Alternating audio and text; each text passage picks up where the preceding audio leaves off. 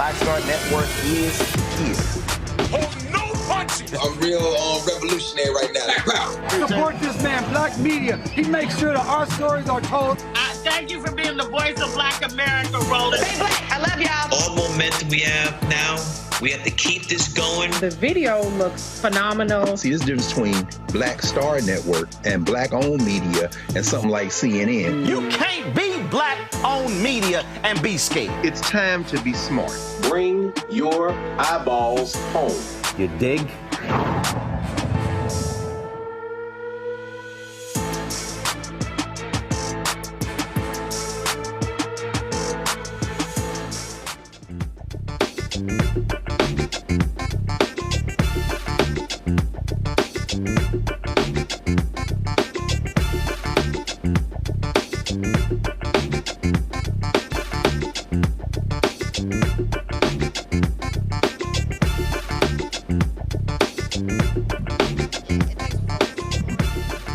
right, folks, today is Friday, July 18, 2025, coming up on Roland Martin Unfiltered, streaming live on the Black Star Network. We are here in Philadelphia, where Alpha by Alpha Fraternity Incorporated is holding their national convention.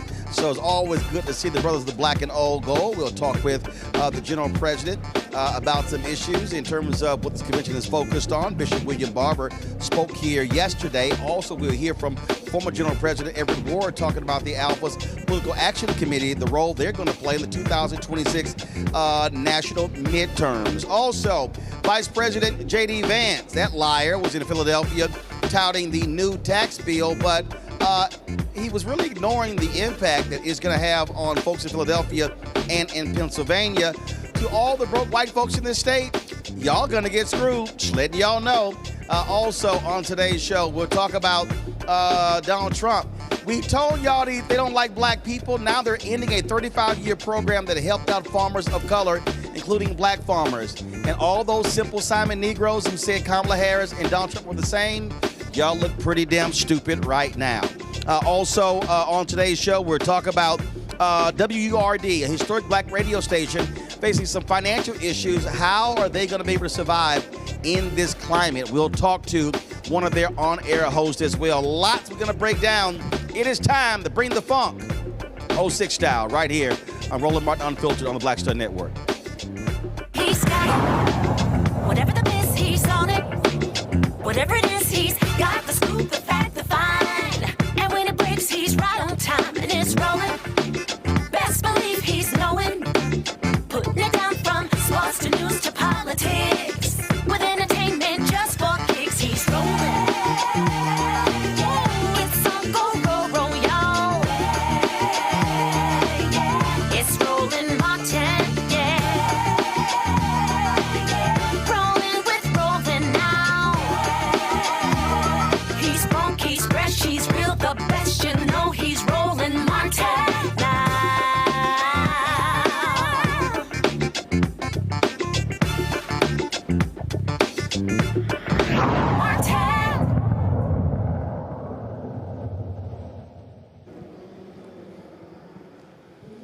Folks, we're broadcasting here in Pennsylvania, Philadelphia to be exact. Some 7,000 Alphas are here for the national convention, and so we are here as well.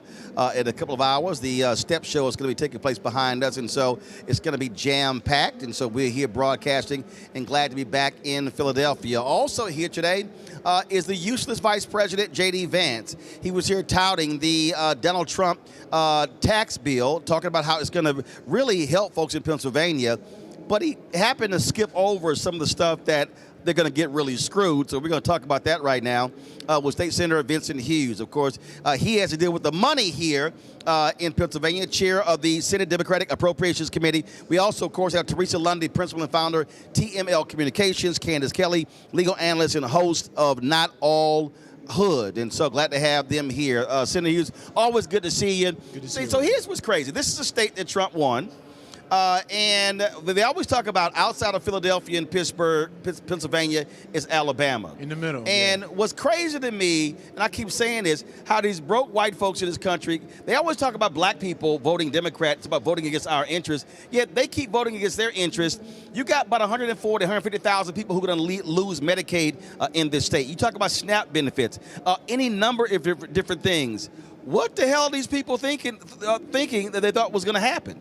Well, the saying goes, Roland, and thank you for coming back to Philadelphia once again, and welcome to the good brothers of Alpha Phi Alpha Incorporated.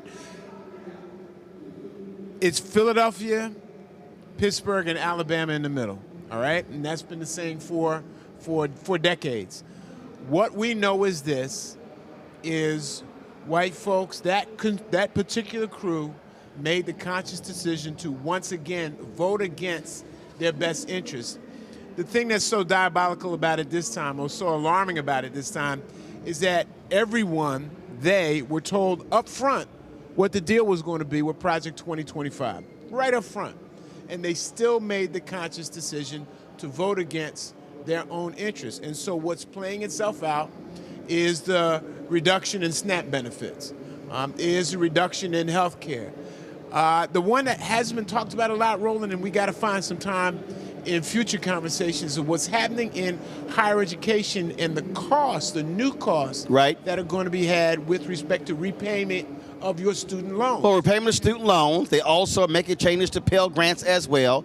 They're capping for graduate programs. So now if you're talking about people who are going to graduate school, they're capping the amount of loans you can get. So they're basically saying if you don't already have the means, you're screwed when it comes to being able to go to graduate programs. Absolutely. All of those things happening across the board. It is the worst time in the history of this country as we see this reduction of all of these programs and protections in the civil rights spaces and housing and education and all of the various different, in healthcare, discrimination in healthcare, which essentially, since there are no protections in place, all of that will be allowed to continue.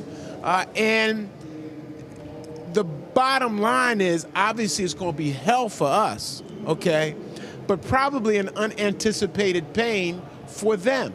And, you know, they're going to have to go through it. They need to understand, and everybody needs to understand, that no state in this country has the financial capacity to pick up the loss of resources that are coming from Washington, D.C. No state in the country. So as they start running to Harrisburg, okay, Senator Hughes, we need some help with this. Senator Hughes, we need some help with that.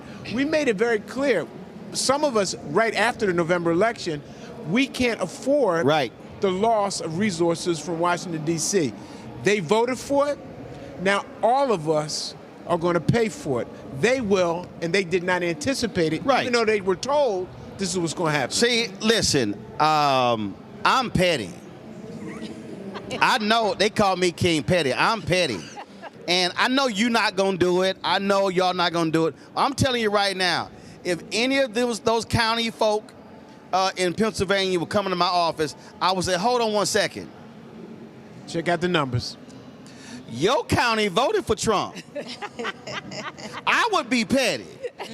But Roland, here's the question. And the reason I think that's important, because I think they got to be reminded. They need to. Now, you're coming, they're going to be coming to you, Beck, Senator Hughes, say, we need some help. No, but this is why your county's losing $2-3 million. Oh, y'all voted for Trump. Roland, every Republican, and this is what, and you have this platform to address and reach folks at all levels. Every state Republican House member, every state Republican senator who was quiet, and all of them were quiet when all these cuts were anticipated, where all these cuts were projected. They were quiet. They need to be held accountable. Not just the ones in Washington, the ones at the state level who knew that this was going to happen. Here's an example. 40 rural counties in Pennsylvania. 26 of those rural counties, the hospital is the #1 healthcare provider, but the #1 employer, the #1 business generator, the economic generator in that. And as we keep saying, we talk about the hospital, it provides the jobs, but that's how the convenience store stays in business, the restaurant stays in business, all these things are around it. So hospital leaves, all of that's gone. And they're projected to close. They're projected to close. They said to their federal representatives, we're going to shut down. They've said to their state Republican representatives, we are going to close. We cannot handle this. They need to be held accountable. Not just the folks in Washington, but the folks at the state level as well. And that message has got to go out to every state legislator, every constituent that is in these rural communities. Now, we're going to catch hell in Philadelphia. We're going to catch hell in Detroit. We're going to catch hell in Milwaukee, all right? The old way of providing health care services to those communities will be generated back into the emergency room. Most expensive care, not necessarily the best care, but it'll be back in those emergency rooms. But those folks who voted for Donald Trump, especially those Republican legislators, must be held accountable. Are state Democrats here, is the state Democratic Party prepared to document and call out every stance? And here's what I mean. When the rural hospital in North Carolina closed, the first person that was a white woman who died. She had to be airlifted like 65 miles away. She died. To me, this is one of those things where state Democratic Party should say, so-and-so got sick, hospital closed, had to travel X, she or he passed away. That's on you. See, to me, this is where it can't be a generalization. No. It has to be specific. Y'all contributed to her death. And they got to own that. And they got to be able to say, no, that's y'all boy. Y'all voted for him. Y'all backed him. Y'all endorsed him. That's the information that needs to be provided in a very real way. Sister Teresa's going to tell you from the communications perspective the best way to communicate, the best way, but those personal stories, like you just talked about, are the ones that really connect with people. They really hit home with people. You know this as well from your vantage point, from doing this all this time that you've been doing it, when it's a personal story, and they will be revealed.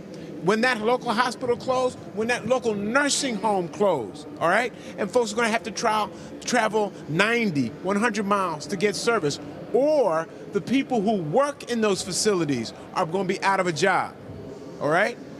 Those stories need to be told, all right? They need to be told. And state Democratic parties have the obligation to tell those stories. Hey, Teresa, downstairs, they have these huge pop-ups of all of the last, I think, 8 or 10 alpha general presidents. That's what I'm talking about. I would probably have a placard the size of that wall right there behind me, and I'd be like, see, this one right here.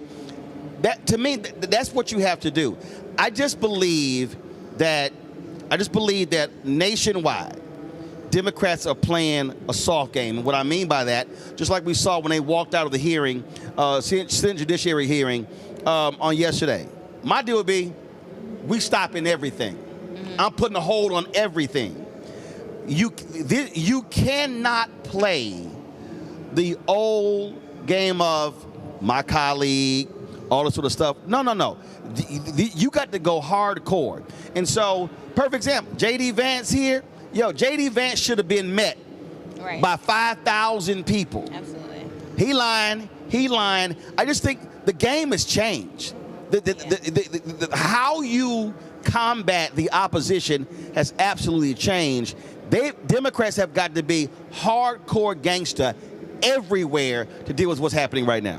You know, Democrats, I totally agree. I think Democrats need to be as radical as the Republicans have been this entire time. I think they have been bold. I think their commentary, especially if you watch Fox News and some of the other online digital platforms that are conservative-centered, they have been real specific on calling out individuals by name, by district, by fiscal responsibility, and it's been working. Because if you start to see the talking points in social media and the replies thereof, it's all about the attacks. Now, we're not saying we want you to attack the elected, but we want you to hold them accountable. The way you hold people accountable is by telling what the facts are, and then also resharing the facts, not speculating, I believe this is my colleague, I believe this is, so-and-so that's doing it, or saying it's a general body as a whole, but like you said, shutting it down, making your voice heard, and meeting them where they at. I'm also a little bit disappointed. When we have, our beloved President Obama saying that Democrats need to get tougher, or, our current DNC Obama came out talking about folks need to stop navel gazing. Seriously, President Obama, I need you to sit down. I'm going to go ahead and say that because the reality is there are people who are fighting. Yeah. There are people who are swinging. There are people, they're not navel gazing. Right. They are out here swinging. Now, bro, you out here making movies. I mean, we're just going to call it what it is. This is not a time for soft leadership. Right. And again, everybody operates with, you know what, he not going to really go that far. The Democrats right now are trying to defend institutions. They are trying to decimate institutions. Correct. So you got to understand the game that you're now playing. They don't care. Yeah, we're seeing it here at home, right? So, University of Penn's a great example. They've had their trial and error with the Trump administration. They've upholded a few of their things, but then they got overturned because they decided to cave in and get those $1 million back in funding. So, and that's I would say it's a democratic institution per se because of, from the Biden family and everyone else that went there. But I think overall, the institutions also, they're fighting in court, right? But there's only but so much you can do when you have the President of the United States who's also running the courts, except for the Supreme Court, but that's a whole nother story. So I think there's an opportunity there, but I think going back to the original point, radical Democratic leadership is what I think everybody is more so looking for right now. Candace, that's when we talk about the budget. First of all, Republicans have backdated a lot of this, so they're not going to take an impact until they're not going to take effect until 2027. But if you are a state rep or a state senator, every single day they should be hammering, oh, it's coming. It's coming. Oh, you don't feel it right now, but it's coming. And when you talk about sitting on those committees at the state capitol, it literally should be you endorse them, you endorse them, you endorse them, you endorse them. Oh, so now y'all complaining? Now y'all complaining? And then and again, that's why I can never run for office, because I'll be like, I'm only voting for funding for the people who didn't vote for Trump. Because that's what they're doing. That's right. That's exactly what they're doing. And I know people say, no, we represent everybody. No, damn that. I'm going to send money to the people who didn't vote for him because y'all voted for those cuts. And when they come back with, no, this is what we voted for. Oh, yeah, actually, that is what you voted for. Yeah. Y'all just thought it was going to be to the black people. That's right. And to them brown people. They didn't think it was going to be to them. No, and it is very much to them. I think this really leaves open the opportunity to make a smarter electorate. Why? Because, as you said, you tell somebody exactly what happened because they were part of the process. But in the process of doing that, you also have to tell them what you need to do the next time. It's just a few months ago that we were talking about the price of eggs. So what they know is coming is what we are seeing right now. I saw a tweet showing how the price of beef has jumped big time as well. It has. And as you said, one of the things that people don't understand, it's like when you have a fight with somebody and they want to get to the good stuff. I believe you, as you are saying, you have to go through the process. What happened in between there before we get to the apology and the place that we're all happy and seeing kumbaya? The in-between stuff is that you were the one who voted for this. You were the one who saw this coming with Project 25. But you were also the one who decided, I'm just going to ignore this and hope for the best. Or try to understand that maybe this is just going to affect black people when ultimately you're seeing that we are talking rural. And we're talking rural, we are talking not African Americans in terms of the numbers, we are talking white people. And now we are seeing, and we have to play the same game that the Republicans are doing. Because as you said, they're calling everybody out. They are putting up graphics. They are making it happen, making sure that people understand this is how you do it. What people are getting is a civic lesson, right? To understand what's going on right now. And this is the time for people to really hunker down. And I love your people, by the way. This is time for people to really hunker down and say, let me understand this world that I'm living in now, because it's not working out for me. And because of that, because my vote does matter, I need to understand how we got here, because I certainly didn't understand, even with the roadmap that was before us with Project 25. It's really time for people to wake up. Well, here's a perfect example. When you talk about Trump comes in with Doge, they do massive cuts to rural internet. Yep. Those folks have to be reminded, oh, I'm sorry. Oh, y'all voted for Trump? That's why you don't have any Wi-Fi. That's why you don't have internet. Oh, I'm sorry. It was Biden that passed the billions. Trump came in and whacked all of those billions. So sorry, we were going to supply y'all with internet, but Trump is the reason why you don't have internet. Have to be reminded. Have to be reminded. It is, and I think Kansas is exactly correct, the moment where we do a civics lesson. Right. Like you just said, just look at it a different way. This is a civics lesson. This is what you voted for. This is why you're not getting the help that you had historically received. Right. Okay? Think about it. In Pennsylvania, Roland, there's over 125,000 folks who are suffering from the fentanyl crisis. Mm-hmm. They get their assistance from Medicaid. Yep. They're going to lose all of that. And where are they? They're not just in Philly, Pittsburgh, Chester, Harrisburg, places like that. They're all across Pennsylvania in rural communities struggling, and the only means for their assistance is Medicaid. They're going to lose that help. The SNAP piece, those processes begin not 2 years from now. Those processes begin actually around September 1, in a couple months, all right? And so these things are going to play themselves out right in front of our eyes. And the states, we were talking about this today. We had a press conference on this issue today with Senator Art Haywood and a few others, Senator Street, a few others brought us together. The process will play itself out in the fact that the cost will have to go to administer this to the state level, which means the hundreds of millions of dollars at the state level that could be utilized to provide some other service will have to be utilized to administer a failed process that has been proven to be a failure in several other states before it will be implemented here in Pennsylvania and other states in a short couple months. And of course, a lot of those states, a lot of these states have had surpluses because of Biden-Harris during COVID, the billions that went out, and folks been sitting on surpluses, just and touting that in their re-election campaigns. A lot of that money is about to start disappearing because Trump, they won't support disaster aid. Right. So when you have hurricanes or tornadoes hit, they're like, no, you're stuck out. We're not going to help you. And so, but think about, Roland, from this perspective.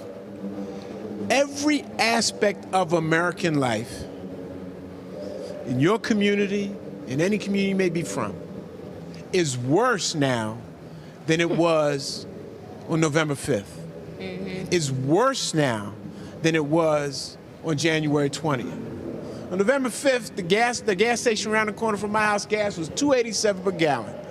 That this station now is $3.15 per gallon. Oh, I'm sorry, but Trump said gas went down. Yes, he did. not at the gas station in West Philadelphia around the corner from my crib. Okay? Yeah, according to Trump, gas went down, eggs down, inflation down, everything down. Exactly. Every aspect of American life, it's worse. Yeah. You know what this is like? This is like real life Jenga.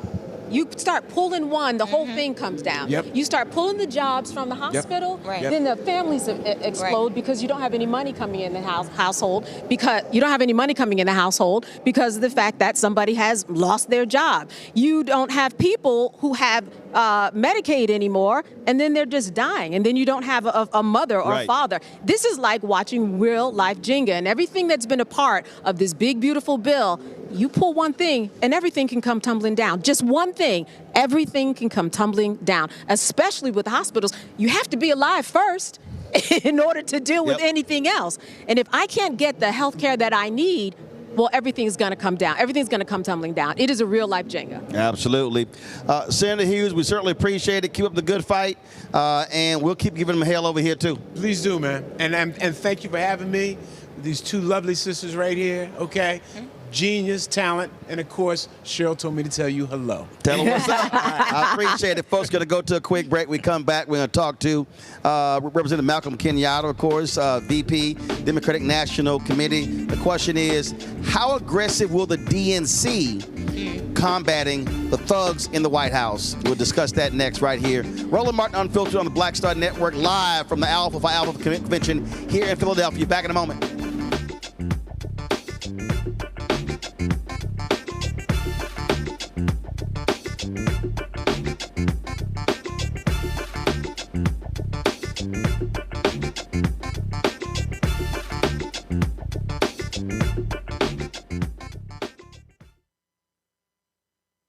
This week on The Other Side of Change. We're digging into the immigration crisis that's happening here right now. That can impact each and every one of us. We're going to break down the topic of this constitutional crisis that is being led by the Trump administration and what you, as ordinary citizens, can do to speak up and speak out to fight back. This is The Other Side of Change, only on the Black Star Network. Hello, I'm Isaac Hayes III, founder and CEO of Fanbase. Listen to what I'm about to tell you. The window to invest in Fanbase is closing. We've raised over $10.6 million of our $17 million goal. That means there's room for less than 6,370 people to invest in Fanbase for the average amount. The minimum to invest in Fanbase right now is $399. That makes you an owner in Fanbase today. Go to startengine.com/fanbase to invest. Why? Because current social apps have taken advantage of users for far too long, with content suppression, shadow banning, harmful racist content, and no real tools for monetization and equity. Fanbase has over 1.4 million users and counting, allowing anyone to reach all their following and monetize their content from day one. Social media is the new TV, and whoever owns the apps that distribute that content have the opportunity to own potential billion-dollar companies. While big platforms with uncertain futures are failing to serve their users, Fanbase is stepping up to fill the gap. Don't wait until it's too late. Invest now, invest for yourself and your future. Go to startengine.com/fanbase and own the next generation of social media.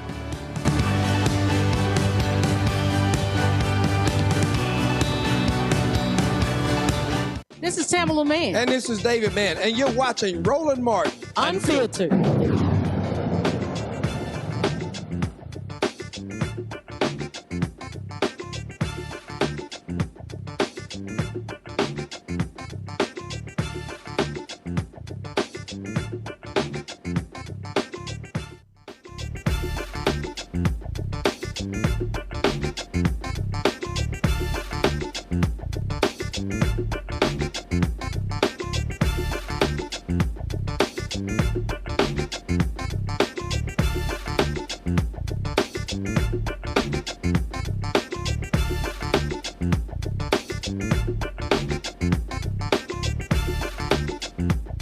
All right, folks, welcome back. We are here in Philadelphia. Alpha Convention is taking place, and so we're broadcasting live here.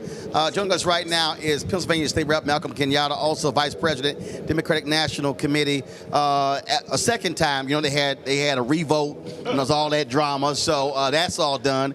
Good to see you. Good to see you too. That wasn't the history I was trying to make, but first person to win twice, so right, take it. Right. Get elected twice within 6 months. You know, if Mike Pence had the courage, I would have been in the first time. Let's first of all, okay, we saw the clip when you were on News Nation. Yeah. So how long were you on air? Like about 90 seconds? You know, 96 seconds. My team counted. So Leland Vitter got mad because you wouldn't answer he got a little his upset. question about Jeffries and Sharpton. Yeah, so I don't know what that was about. And you know, we talked about this a little bit when we were at Essence about the critical nature of black media in this moment. Because I said when I was on the Native Land podcast, whether it's you, Roland, or some of these other incredible people who are using the platforms that they've built to educate our folks, because the mainstream media, we see CBS canceling the Colbert Report, doing everything they can, 60 Minutes, all these places that you used to be able to depend on, at least some impartial, unbiased excavation of the facts. They're no longer doing that. And independent media is so critical, whether it's Donald Trump's health. It was people in independent media that pushed the mainstream media to actually talk about that scandal. And I know that big ankles. Right? I mean, you know, and he has like some serious health conditions that nobody in the media is talking about. And the list goes on and on. But the reason Leland and I had that back and forth is that he did a 12-minute open about political violence, said nothing about the Speaker Hortman, who was assassinated, her and her husband Mark, said nothing about First of all, Leland Vitter is a right-winger who came from Fox. Yep. But let's just be clear what the real No, he's balanced. He's balanced, he said. He said he's fair and balanced. But he could not find a single Republican who had engaged in political violence and laid it all at the feet of, I think it was Representative might have been Representative Cesar, some others from the Progressive Caucus who were talking about people going with their neighbors to their ICE check-ins at court and standing with each other, and he's equating that to the same type of political violence that we're seeing from the right. It's not the same, and I wasn't going to allow him to get away with it, but, you know, he didn't want to finish the conversation. But I would go back if he wants to actually talk. I'll go anywhere. Well, you know, first of all, that's the situation with News Nation is. Right. When I went on there with Dan Abrams, straight lied, they just cut out half a tweet that and he got called out from my fans for like 6 months afterwards. Absolutely. I mean, they were still lighting his ass up. No, the Martin Nation is somewhere doing it right now. You mentioned it, they hot again. Then they gonna hit me. They wanted me to come back on the next night to. I said, I'm not explaining the damn thing. And I said, also, I said, I got more viewers than y'all do. So why do I need to go on your show? I'm like, nah. And wait a minute, they didn't have me back on. I'm like, and I still got more people watching me than watch them. But that's a whole other thing. Let's talk. We were just talking about with Senator Hughes, all of these rural white conservatives voting against their interests. Now they're crying. Now they're begging resources. We played the video of this one white woman, hardcore MAGA in Texas, but then she had all these tears when the flood hit and was begging for help. And I'm like, oh, now y'all have compassion. And what people are asking, they said, are we going to see Democrats respond aggressively? Black PAC has a new poll out that it's not good news for Democrats. And I think in this moment what people are demanding, they want to see that folk are willing to fight, to be aggressive, to challenge the opposition, because you got thugs you're dealing with who don't care. Yeah. And so what is the DNC plan? What is Ken Martin going to do? Because the people, I travel all around this country, and the people, they're like, yo, I need to see somebody fighting these folk. Yeah. So let me start by saying you're absolutely right. You know, I don't know who said this, and so if you said this to me, no, I'm quoting you, all right? That, you know, Democrats are playing checkers, Republicans are playing Grand Theft Auto, and they're on, you know, they've stolen their next vehicle and shot up the damn hospital.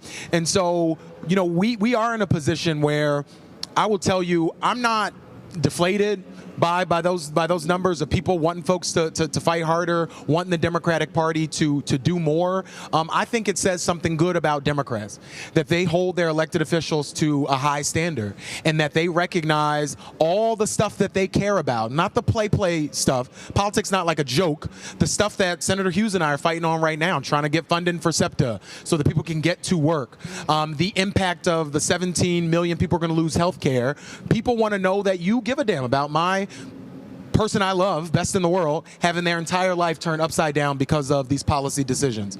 Now, as it relates to what we have to do in this moment, is we have to think outside the box. And I think a prime example of that is what's happening in Texas, because there is not a single thing that this administration that has done that is popular with the American people. And I would say to folks watching, you should know this, Donald Trump is underwater in every single poll there is, even on the central thing that got him elected around the border and immigration. He's underwater on those numbers as well. So they don't believe they can win fair and square. You know, they're not trying to square up like people used to square up. They're coming with all types of tricks and games. They're trying to do this mid-century redistricting. And Chair Martin was supposed to be in Philadelphia right now at the Young Democrats convention, but is in Texas with the members of the Texas House, strategizing, organizing with them to say, what can we do to support them as they do the work that all of us need to be doing to standing up to this guy. But I think what's happening in Texas is a prime example of what I've been saying everywhere I go. We have to look local first as a party and recognize that so many of the downstream impacts that we see in Washington are really a reflection of the lack of attention that we've paid to what's happening locally. Here's a perfect example. Just the other day, Representative Jeffries, Representative Robin Kelly, Representative Troy Carter, Debbie Wasserman Schultz, and there was one from California. So they're in New Orleans, and they're talking about these Medicaid cuts. And I go, why are you in New Orleans? I said, if you're going to do that, isn't it more effective to hold that news conference outside of one of Mike Johnson's district offices? First of all, you're going to guarantee to get local coverage. You're going to get state coverage. It's going to get national coverage. I said, that to me, that's a perfect example. You're doing something on your turf that you already got New Orleans. But no, you got to take the fight to his district. I pulled it up on the show. He has 5 district offices. I said, that was 5 members of Congress. They should have had a different news conference outside of every one of his district offices and say, okay, we're going to come to your district. This is Louisiana. To me, that's how you have to fight back. I sometimes, frankly, don't understand when I see some Democratic politicians who are trying to fight a battle swinging feathers. To me, you have to take the fight to them. I'm going on your turf and challenge you in front of your office and say, these are the number of people in this district who are going to lose Medicaid. Number of people who are going to lose who SNAP benefits. Who's the California congressman? 64% of his district is on Medicaid. I would, if I'm Jeffries, I'm going to his district holding a news conference. To me, that's the kind of energy that I believe you have to be fighting somebody with, that then is going to generate the attention that you actually want. No, that's absolutely right, and that's good advice, great advice. One of the things I've tried to do is to really recognize in this role that I have as vice chair of the DNC, what can I do, right? What are the things that are within my control and authority? And I don't say this as a dodge, but one of the things I recognize is that the DNC can't do everything, and if you try to do everything, can't do anything well. But let me tell you what we are doing exactly in line with what you're saying. We started this thing just last week called Organizing Summer, and I've been so incredibly excited by the turnout, where we are training people on the ground to figure out how to do the type of organizing, the direct contact to their legislators in 36 targeted districts where Republicans not only screwed over their own constituents with the vote for this big bullshit bill, but also in districts that we really have the possibility to flip in this upcoming election.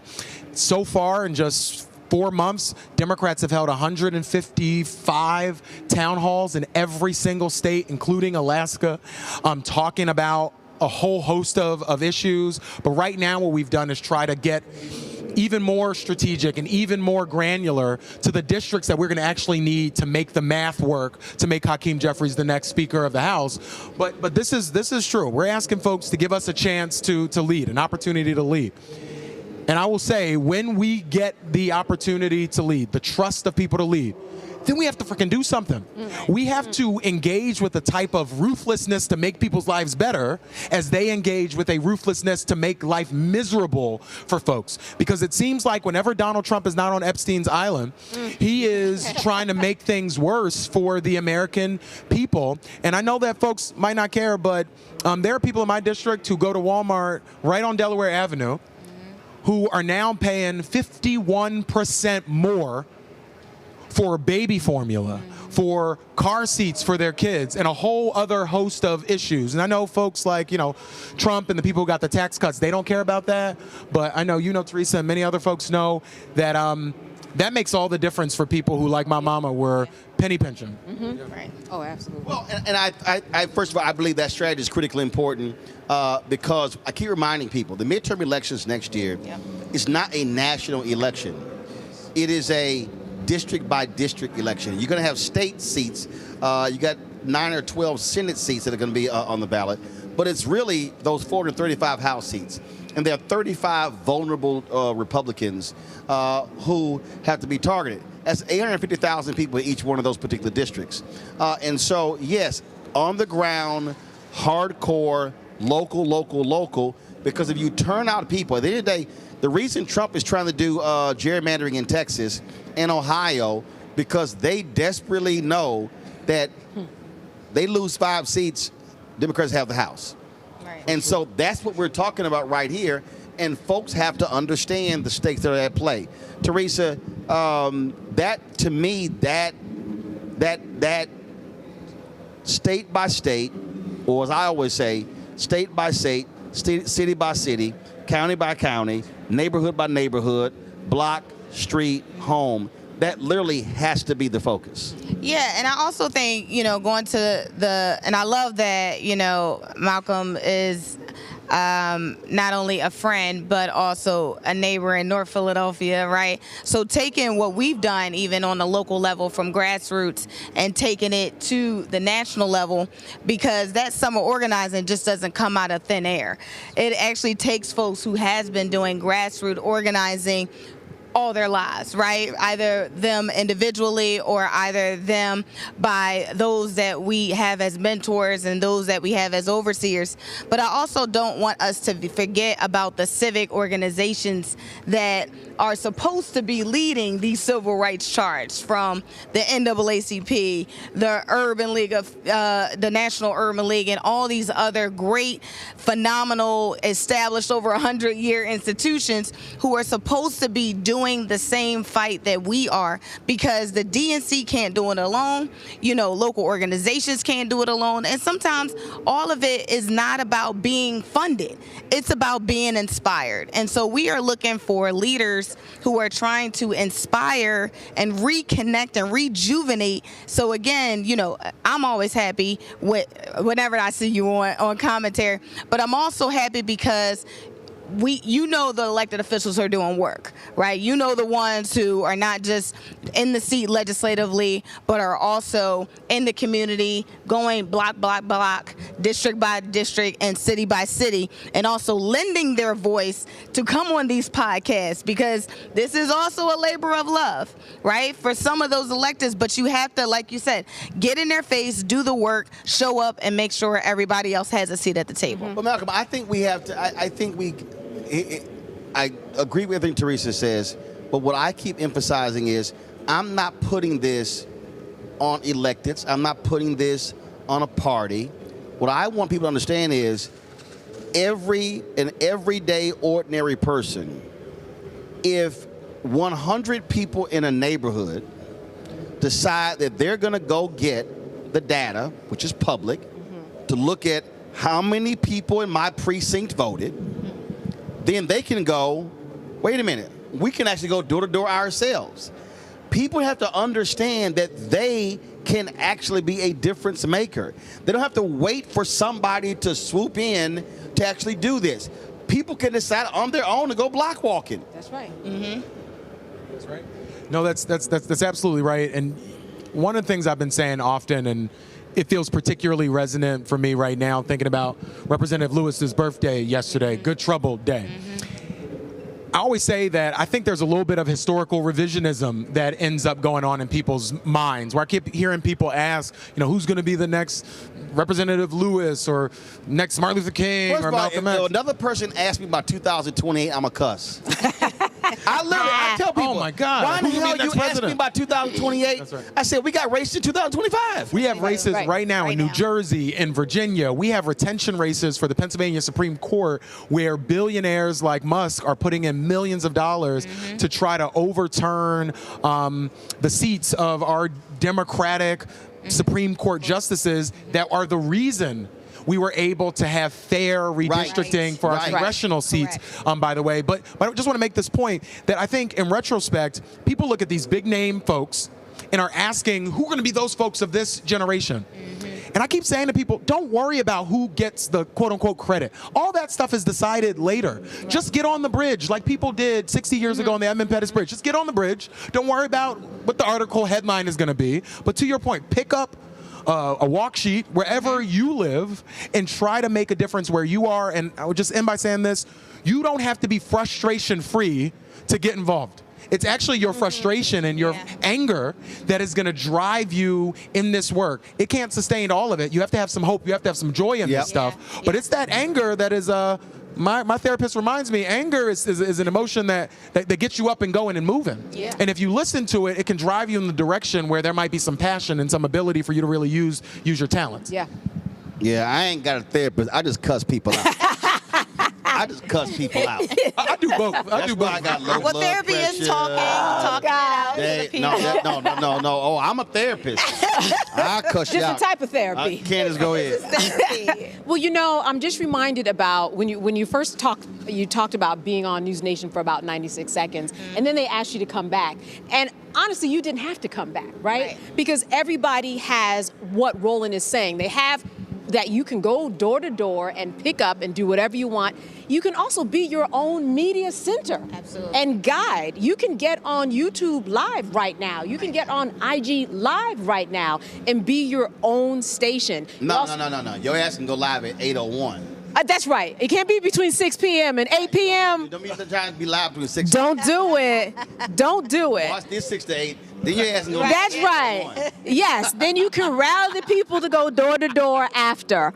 But, you know, when 8:01 p.m. begins, people have to understand, too, and I think that this is where, you know, I mentioned it before, we have to understand the civics part of it and how it works, the marketing part of it, the getting people enthused about it, and really making people understand that they actually have power. Because when you're sitting there at home and you're lamenting and, you know, you've spoken to your therapist and you feel like you have not gotten up to a better point, you think that you don't really have any power. Absolutely. And if you don't know how to do it, then you need some instruction. Correct. And quite frankly, there are a lot of people, if you go to your local church, if you go to, you know, people like you who are local, go in the neighborhood, you can find out how to do it. But media is the big part. That's what you were saying. It's how you get local media. It's called that's mass right. media for a reason. That's right. It's called mass media for a reason, but you have to rally the people. Malcolm, explain to people, because again, my head hurts when this happens.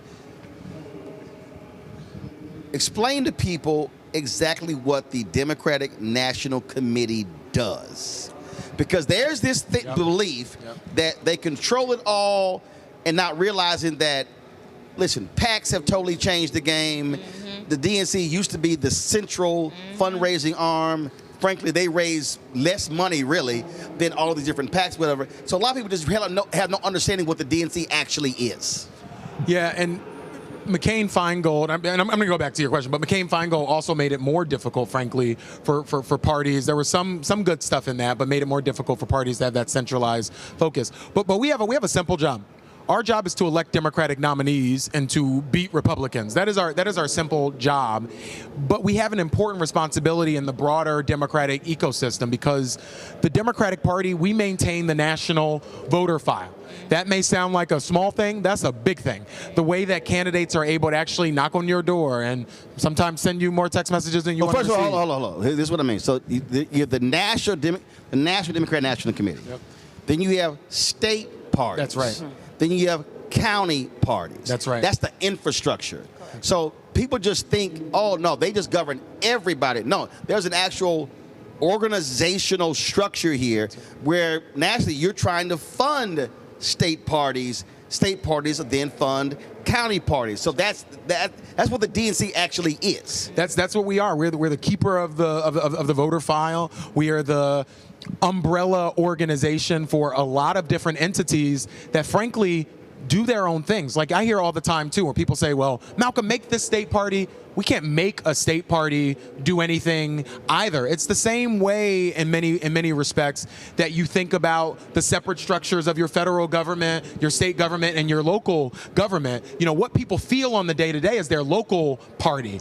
You know, the committee person that you know. And then that committee person and all of you help elect state committee people who then make up the Pennsylvania Democratic Party. And that's just the DNC. That's just the DNC. The Democratic Governance Association is different. Yep. The Democratic Senate Congressional Committee, different. The DSCC, the DCCC, the Democratic State Legislative Group. So you have all these different entities that are at play.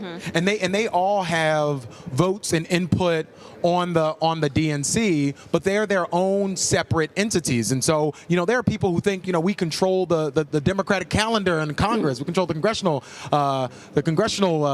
calendar. You know, we're not in control of everything, but what we can do and what we are focused on is recruiting, training the types of organizers that we're going to need. That's it. Making sure that our candidates, when they are the nominees, have the supports that they need to win hard elections. Win the election-winning business, the policy business, everything else. Those are other people's things. I know we get blamed for it, but you know, Chair Martin said something that he says it all the time, that to be a party. Ken Martin, not Chair me. Ken Martin.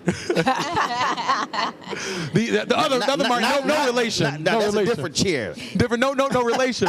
But he says all the time, and it's true. You know, to be a party leader is to like be a fire hydrant. Everybody comes and pisses on you, and every now and then you get to let out some water and put out a big fire. But you know, I decided to try to take this on because I was sick of just yelling into the wind, being on Twitter, being upset. Right. And I decided to open the hood up, get some oil on my face, get my hands dirty, and try to do everything we can. And one of the things I've been focused on like a laser is the Deep South. People have seen me across the South a lot. I'm about to be back in Texas. I've been in Florida 3 times already. Was just in Tennessee last week, was in Mississippi. And some of the Alabama Young Democrats, they said if I don't get to Alabama, they're not going to let me out of the convention, so I got to get to Alabama. Because Bishop Barber keeps saying, he said the problem is the South is disorganized. It's not organized. Correct. Absolutely. You know, people don't know there are more black folks in Mississippi than any other state in the country. And so, like, places Texas like Mississippi has the largest number of eligible black voters in any state in America. Right? And so we're in a position where we have to organize those folks. And then also we're in a position where I keep saying to folks, give the Democratic Party, give all of us the opportunity to change too. Because it's so easy to be so frustrated. And you've seen this in your life. You have people in your life, you're so frustrated with them, even when they've taken out the garbage like you want, you still upset about the last time they didn't. This entire DNC are new people. We've only been here for 6 months, and we are trying our hardest to receive the feedback and implement the things that people are saying. But I ain't asking you to be not frustrated. I'm just asking you to not just stay online with your frustration. Come to your local Democratic Party meeting. Absolutely. All right, then. Well, Representative Kenyatta, thank you so much. Keep up the work. Keep up the pressure. Thank you, my friend. This Chair Martin gonna keep being petty from 6 to 8 and give folk hell. That's your strategy. That's right. Give them hell every single day. We appreciate it. Thanks so much. Folks, got to go to a break. We come back. We're going to chat with the Dr. Everett Ward with the Alpha Political Action Committee. I also see my good Alpha brother, Congressman Al Green, over there as well. We'll chat with him. Lots to talk about here from Philadelphia at the Alpha Convention right here on Roland Martin Unfiltered on the Black Star Network. But folks, support the work that we do. Let me explain to y'all why your support matters. Y'all know it's going to cost us $1,750 to pay for the power at this convention center to power these cameras. See, when I try to walk y'all through and I say this stuff is real, the costs are real, staff costs are real, but literally $1,750. Don't worry about it. After this one, when y'all donate, I'm buying 2 more portable units. Well, I ain't paying that money for no one-time usage. Just letting y'all know. But that's how we roll. And so we want y'all to support the work that we do. Join our Bring the Funk fan club. The goal is to get 20,000 Violence fans contributing on average $50 each a year. It's $4.19 a month, 13 cents a day. Look, you're funding this show, plus you're funding the other 5 shows on the Black Star Network. And let me be clear. There's nobody in black-owned media doing what we're doing. Nobody. Y'all ain't nobody else broadcasting remotely all around the country. And trust me, later this year, we're going to be all around Virginia, trying to keep my Alpha brother Don Scott as the Speaker of the House of Virginia, and Louise Lucas controlling the money. Next year, we're going to be in North Carolina. We're going to be in Georgia, all around the country. And so resources matter. So your support is critical. You want to give to us via Cash App. Here's a Stripe QR button. You see it right here. Use that QR code. Click the Cash App pay button, contribute. You check some money or to make a payable to Roland Martin Unfiltered. Send to P.O. Box 57196, Washington, D.C. 20037-0196. PayPal R Martin Unfiltered. Venmo RM Unfiltered. Zelle Roland at RolandSMartin.com. Roland at RolandMartinUnfiltered.com. We'll be right back.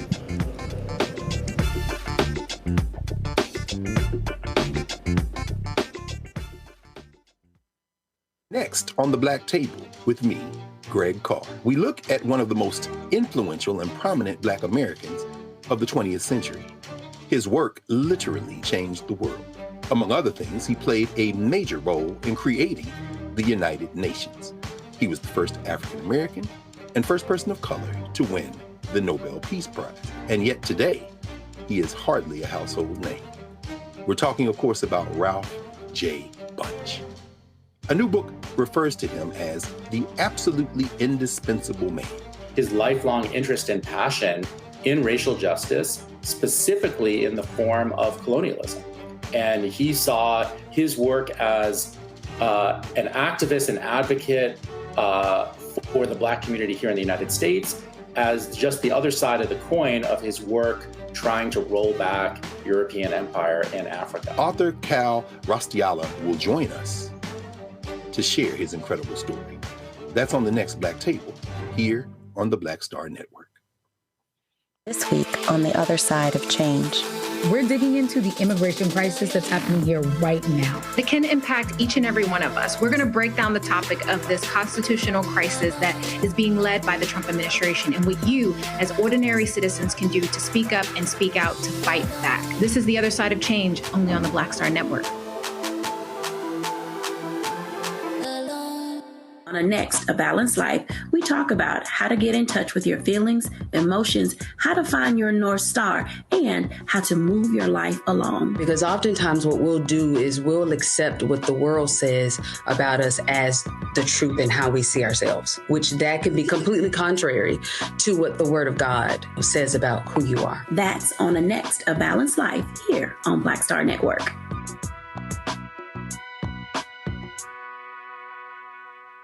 Hello, I'm Isaac Hayes III, founder and CEO of Fanbase. Listen to what I'm about to tell you.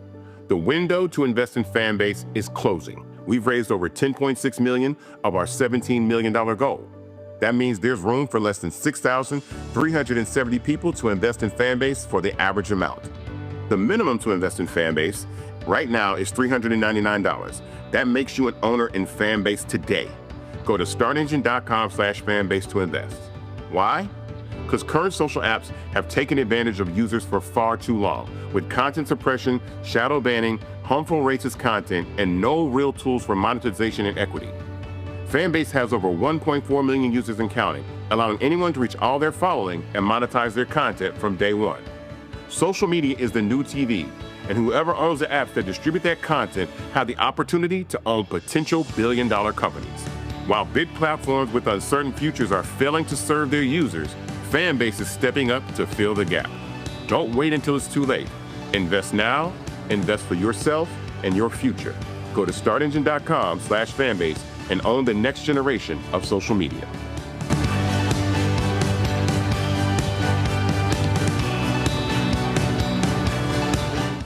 On the next Get Wealthy with me, Deborah Owens, America's Wealth Coach, Black women are starting businesses at the fastest rate than any other segment.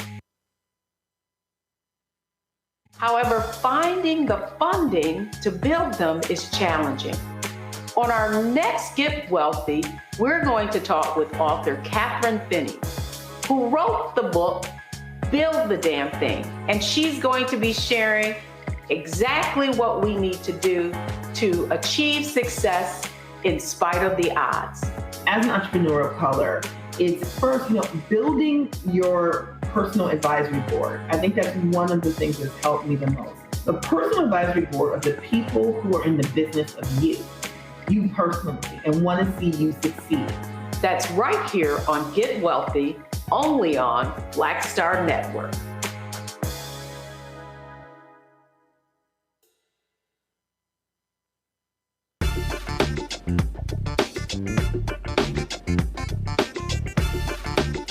Folks, that's of course, the Grand Ballroom here at the Convention Center, getting ready for the Step Show. The brothers that'll be starting in less than an hour.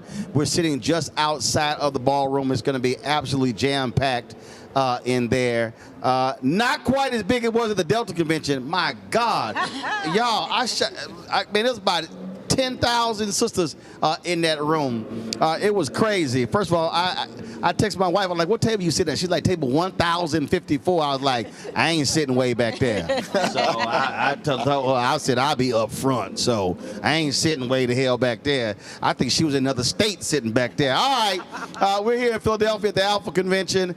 Joining us right now, my far left, and that's where he's seated. Congressman Al Green of Texas. Glad to see my dear Alpha brother. Congressman Bobby Scott of Virginia. And standing next to me, Dr. Everett Ward. He is with the Alpha Political Action Committee. Glad to have all y'all here. I'm going to start with you, Congressman Green. Listen, I have said constantly that what we have in Black America is we have unutilized capacity. When you look at D9 organizations, when you look at Links, when you look at Prince Hall Mason, Eastern Star, we can go down the line. We have all these organizations, but I believe they're too insular. And the reality is, when you talk about 501c3, folk are also scared of protecting their tax status, and I get it, But that says an organization can't endorse a candidate. Doesn't mean you can't be active on issues. And so what do you say to alphas nationwide in terms of being even more involved in what's happening politically in this country on the national level, the state level, the county, the city level as well, plus what happens in our school districts? Well, thank you very much, Roland. It's an honor to be on your program. I have to say this. I heard your appeal earlier, $1,750. I want to make sure that I make my contribution, so count on me. I appreciate it. Right. Thank you. Now, in terms of what you've asked, I believe in unity without uniformity. Not only do we have to do things within Alpha Phi Alpha, but we have to unite with the Deltas and the AKAs, all of the Divine Nine. We can work together, and the multiplier that we will produce by working together can change this country just with these fraternities. So yes, you're right. We have to do it. But to do it, we've got to get together as a unit. And we don't have to give up our identities. We just continue to be who we are, but let's have unity without uniformity and make a difference. Congressman Scott, 2011, a voter suppression bill was passed in Ohio. And the folks there, they had to collect 300,000 signatures to get it put on the ballot in 2012. And so in 11, so Congresswoman Marsha Fudge, then Congresswoman Fudge, I actually moderated the D9 panel. So all the presidents were sitting up there. Dr. WURD wasn't president yet, so he didn't get challenged like I did. So I challenged all the presidents. I said, were they aware of this? They said no. And then everybody was, as Fudge was like, move along. I was like, no, we're going to stay right here. Here's what ended up. I was pressing them. Everybody talking about all day voter program. I was like, I don't want to hear all that. The next day they had a panel meeting. And they calculated there were 120 D9 chapters in Ohio alone. And I said that if each one of those chapters committed to get 1,000 signatures for the petition, the D9 alone could supply 1/3 of the necessary petitions. What shocked them was the 120. They had never calculated. So it goes to the point that Congressman Al Green, we have all this capacity, but we're operating as these individual organizations as opposed to how can we move as a unit to be able to change our community? Well, I think you pointed out the capacity and what you can do politically, but you can't get away from the message of what's going on. They just passed a bill, the big ugly bill, that cuts Medicaid, cuts food stamps, cuts access to college in order to fund tax cuts for the wealthy. And after they've done that, they run up $3.4 trillion in debt. We have to make sure that message gets out. Right. And one thing you can do is all those chapters, make sure the word gets out. If everybody gets a couple of thousand people that message. And it has no impact on your IRS status because that's just information. We don't want to be diverted that people want to talk about Epstein and everything else. No, we want to talk about they're taking away your health care and we don't want to change the subject. And so if we can focus on issues, then you can get into voter registration and get out the vote and make sure you can change some of these seats so they don't have the votes to pull this stuff off. Dr. WURD, the creation of this PAC, again, what that says is that you can have members of an organization. The IRS allows for a political action committee, but which is separate from what the organization does. The NRA has always been a 501c3 and a 501c4. They do gun education. That's the main part of the NRA, but then they have a political arm. Right. And too many of our groups, frankly, have been afraid to go there out of fear. Oh my God, this is going to affect our tax status. PAC was created. Why? And what's your focus for 2026? Well, we created the Alpha PAC for exactly what you said. We have to raise money to support candidates who support our issues. That's why we were formed in 2019. If you will remember, there was a critical election in Georgia, and we helped raise money, helped with the ground game with Senator Raphael Warnock. So what we realized... An alpha. But what we realize is that we have to be engaged in politics 365 days of the year. So when we formed the Alpha PAC, we said we're going to endorse candidates. First of all, we're going to screen them to make sure they are focused on the issues that are important to us.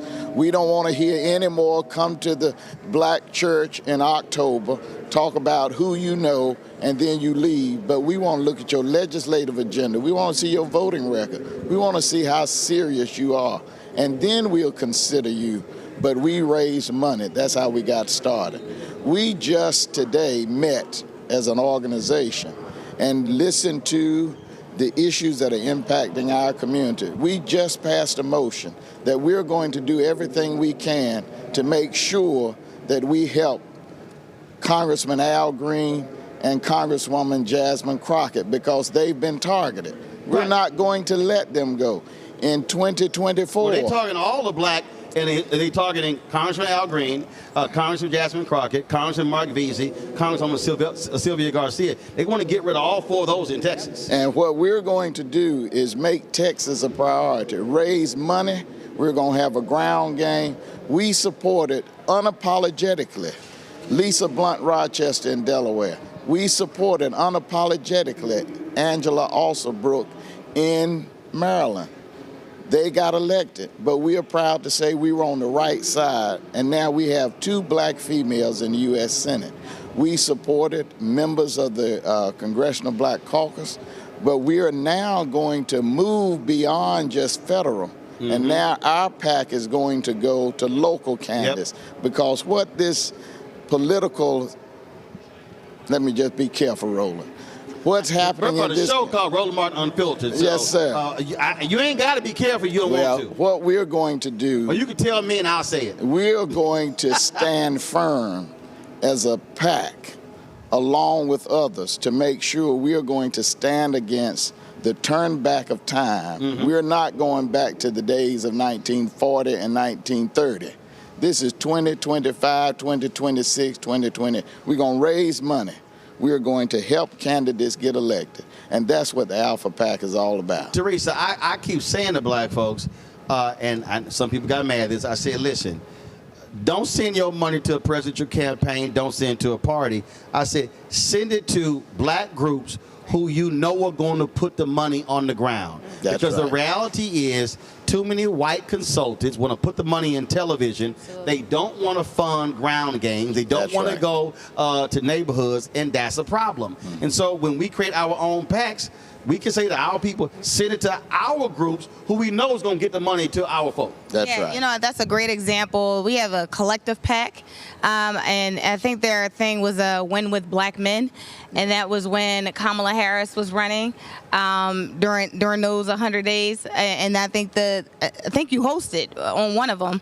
I don't think I did host it. Oh, okay, I was making sure. But what happened was, folk got mad, and I cussed them out because too. you organized. Well, no, they got mad because we raised $1.5 million. Right.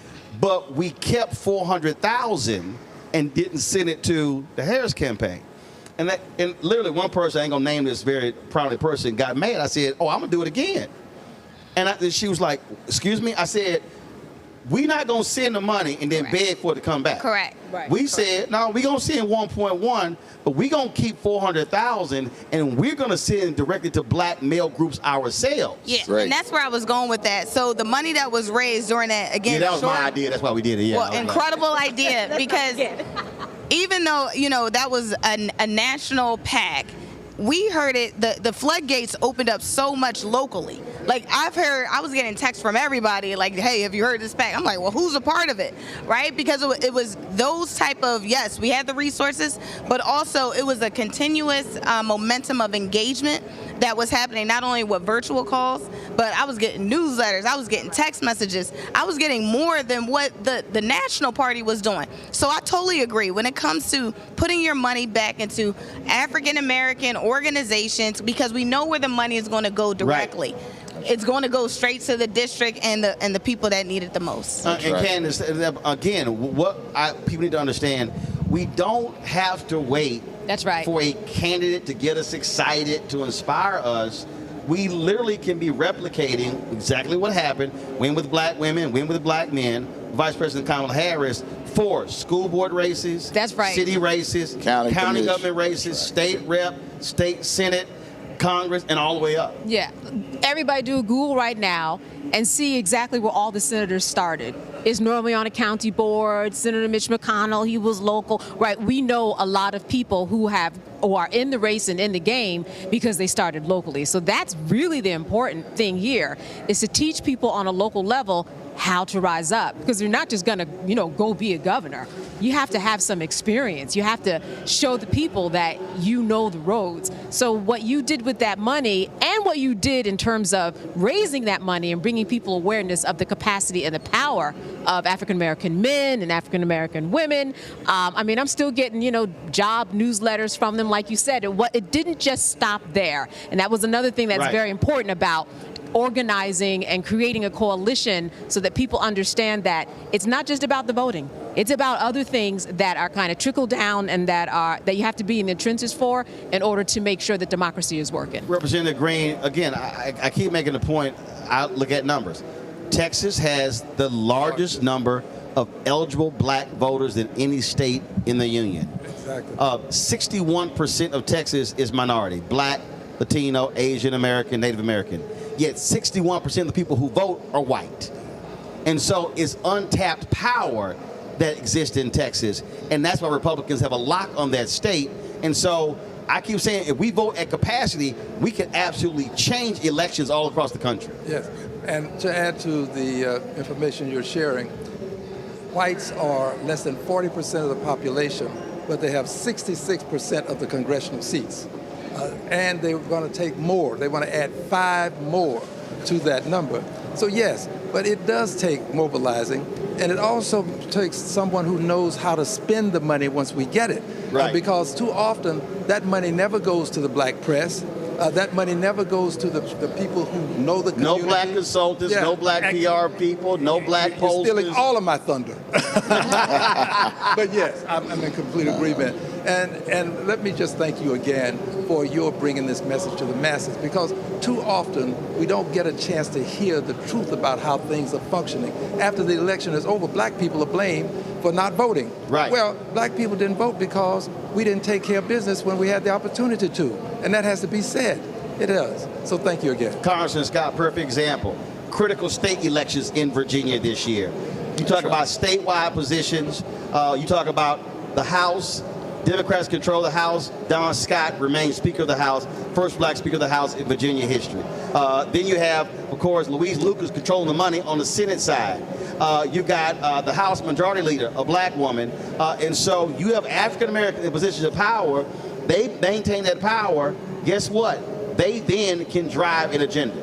And that's, you don't want to get away from what the agenda is. We talk about all the politics and all that. But on the federal, and we have elections in Virginia, we got to take care of business. On the federal level, where Alan and I are serving, they're trying to get rid of the Department of Education. Equal opportunity to education is at risk. And you got to remember that Donald Trump appointed dozens of judges that would not say during their confirmation hearing whether or not they thought Brown v. Board of Education was properly decided. I mean, they're going to issues that we haven't heard before. Issues like we've complained about what they've done. People were having financial problems 4 years ago. We had the American Rescue Plan Act, where we put family of 4, $5,000 in stimulus checks in their pockets, $6,000 in child tax credits over the year, thousands more in enhanced SNAP benefits if they lost a job, more money. I mean, we actually, if you look at the difference between, in policy, what happens when one side is in charge and another side is in charge, all of the work that we're talking about getting done has an effect, has a result of policy. Now, before I go to Dr. Ward with the final comment, and in the midst of it, you didn't want to talk about it, and I understood. But all these folk, they kill me when they say, man, the CBC ain't doing nothing, I ain't heard nothing, all this sort of stuff.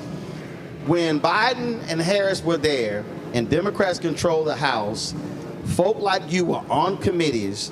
Y'all were not out there yelling and screaming and putting stuff out. Y'all were doing the work.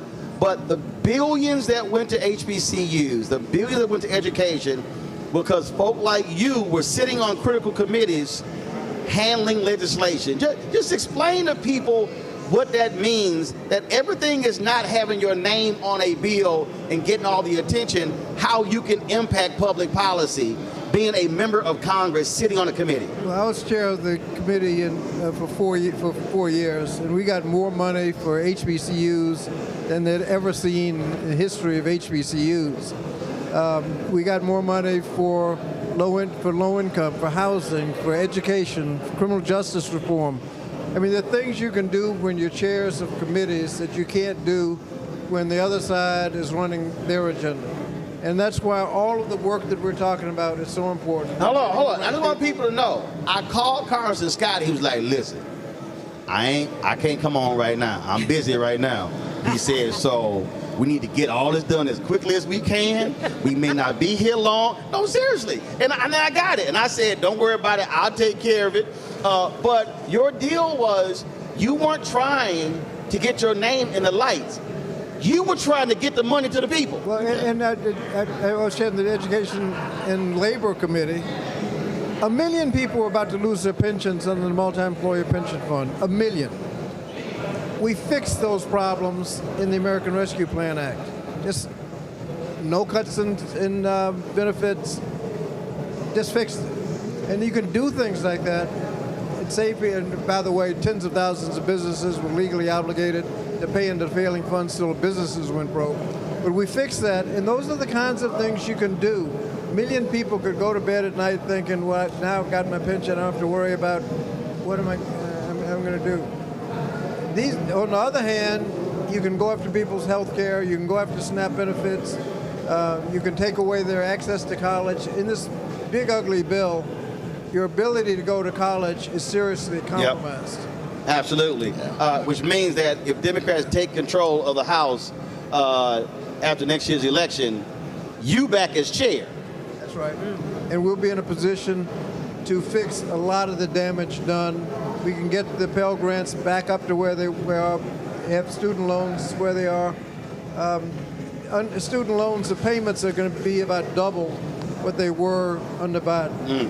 The affordable Obamacare premiums are going up, I've heard 70% when people sign up in December because of what they did and didn't do in this legislation. Representative Green, you want to say something? Go ahead. I want to add a couple of things quickly. Under the leadership of the Honorable Maxine Waters on financial services, we were able to put money in the hands of small businesses, but more specifically, we were allocating money to go to minority businesses. When you have a person who understands the needs of the community, then you can move to meet those needs. I would also add that she currently has legislation to put $100 million into helping people who need money to buy a house. Right now, young people, first-time home buyers, are having difficulties. They need some subsidy to help them buy that first home. And finally this, on the topic of voting, one vote makes a difference because the big, ugly steal passed by one vote. The 18th Congressional District was not represented in Congress. The governor of the state of Texas chose to put the election off until November. And in doing that, we were denied that one vote that would have made a difference. I assure you, a representative from the 18th Congressional District would have voted against it. One vote can make a difference. I'm going to end with this, Dr. Ward. You were talking about funding of what happened on the local level. And I've said this literally for years. People look at how much money it takes to run for president, the United States Senate, and Congress. But the reality is, if $25,000 is raised on a local level, you could literally fund a majority of the people running for school board.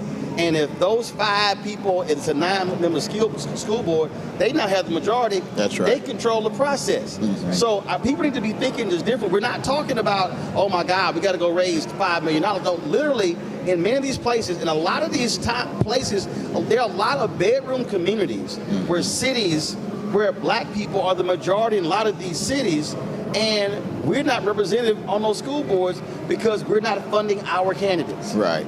Well, I think clearly what we've got to do is politics is 365 days of the year. What you've just heard is you have defined roles that everybody needs to play. Our standing members of Congress need to do exactly what they're doing, but we need to do what we need to do on the ground. That's why the Alpha PAC, we decided there's 2 tracks to our effort. 3, actually. Raise money, but then train people who are interested in running for public office how to run for public office. And then the third is what we talked about earlier. We've got to train individuals to work in these campaigns at the executive level to make sure that when that local school board member wants to run, that they've got someone who's trained and prepared professionally to run that campaign, raise money, recruit candidates, and then third, have someone who can run those campaigns. That's the mission that we've got to be about, especially now. A county commissioner is very important. Yeah. School board members very important. State legislatures are very important. What we see is, just like folk did to end Reconstruction, they took back the state house, they took back the local races. Yeah. And it wasn't until the 1960s, when the Voting Rights Act came, that we started turning everything back. That's why they're going after the Voting Rights Act. That's why they're trying to kill the Department of Education. But we are strong people, and we're going to win in the end. People in the chat ask, who can give to the Alpha PAC? Only Alphas? Can anybody? Anybody can give. Okay, anyone so can give. Come on now. You need to like a preacher. Tell yes, sir. www.alphapac.net.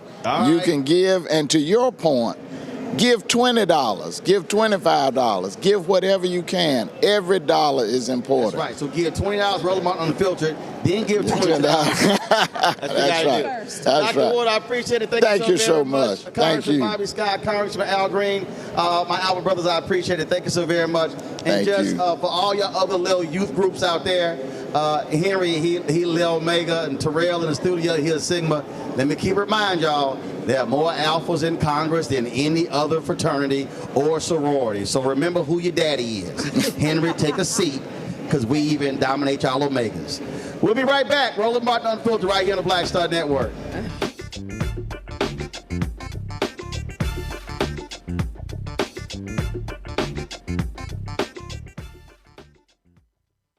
On the next Get Wealthy with me, Deborah Owens, America's Wealth Coach, Black women are starting businesses at the fastest rate than any other segment. However, finding the funding to build them is challenging.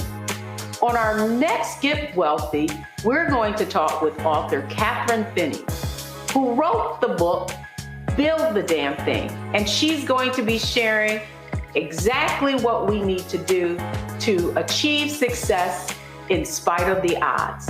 As an entrepreneur of color, it's first, building your personal advisory board. I think that's one of the things that's helped me the most. The personal advisory board of the people who are in the business of you personally, and want to see you succeed. That's right here on Get Wealthy, only on Black Star Network. Hatred on the streets, a horrific scene, a white nationalist rally that descended into deadly violence. White people are losing their damn minds. As an angry pro-Trump mob storms the U.S. Capitol, we've seen shooting. We're about to see the rise of what I call white minority resistance. We have seen white folks in this country who simply cannot tolerate black folks voting. I think what we're seeing is the inevitable result of violent denial. This is part of American history. Every time that people of color have made progress, whether real or symbolic, there has been what Carol Anderson at Emory University calls white rage as a backlash. This is the rise of the Proud Boys and the Boogaloo Boys. America, there's going to be more of this. Here's all the Proud Boys, guys. This country is getting increasingly racist in its behaviors and its attitudes because of the fear of white people. The fear that they're taking our jobs, they're taking our resources, they're taking our women. This is white fear.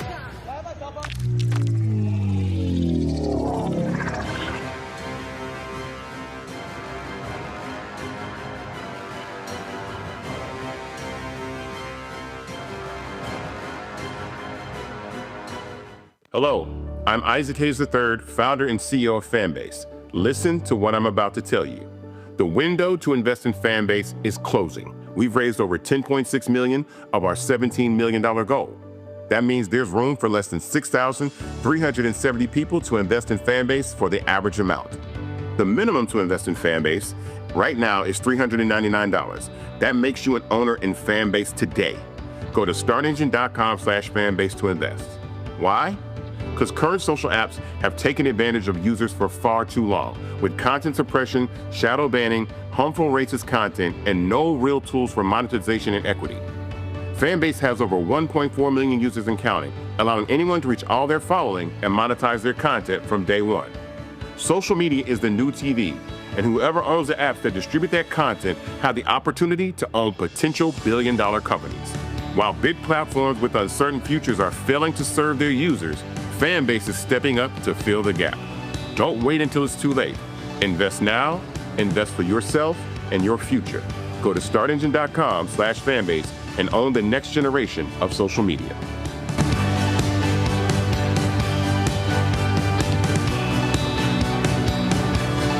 When you talk about blackness and what happens in black culture, covering these things that matter to us, speaking to our issues and concerns. This is a genuine people-powered movement. There's a lot of stuff that we're not getting. You get it, and you spread the word. We wish to plead our own cause.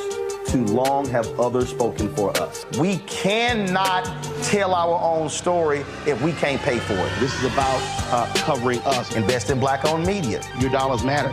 We don't have to keep asking them to cover our stuff. So please support us in what we do, folks. We want to hit 2,000 people, $50 this month, raise $100,000. We're behind 100,000, so we want to hit that. Y'all money makes this possible. Check some money orders. Go to P.O. Box 57196, Washington, D.C. 20037-0196. PayPal is R Martin Unfiltered. Venmo is RM Unfiltered. Zelle is Roland at RolandSMartin.com.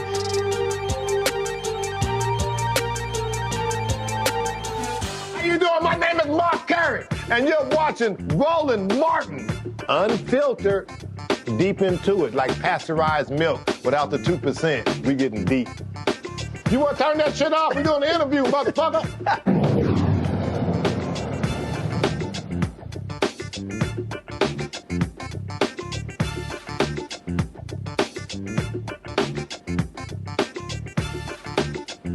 We're here in Philadelphia. This is a live shot. They're getting ready for the STEP show, Alpha Phi Alpha Fraternity Incorporated.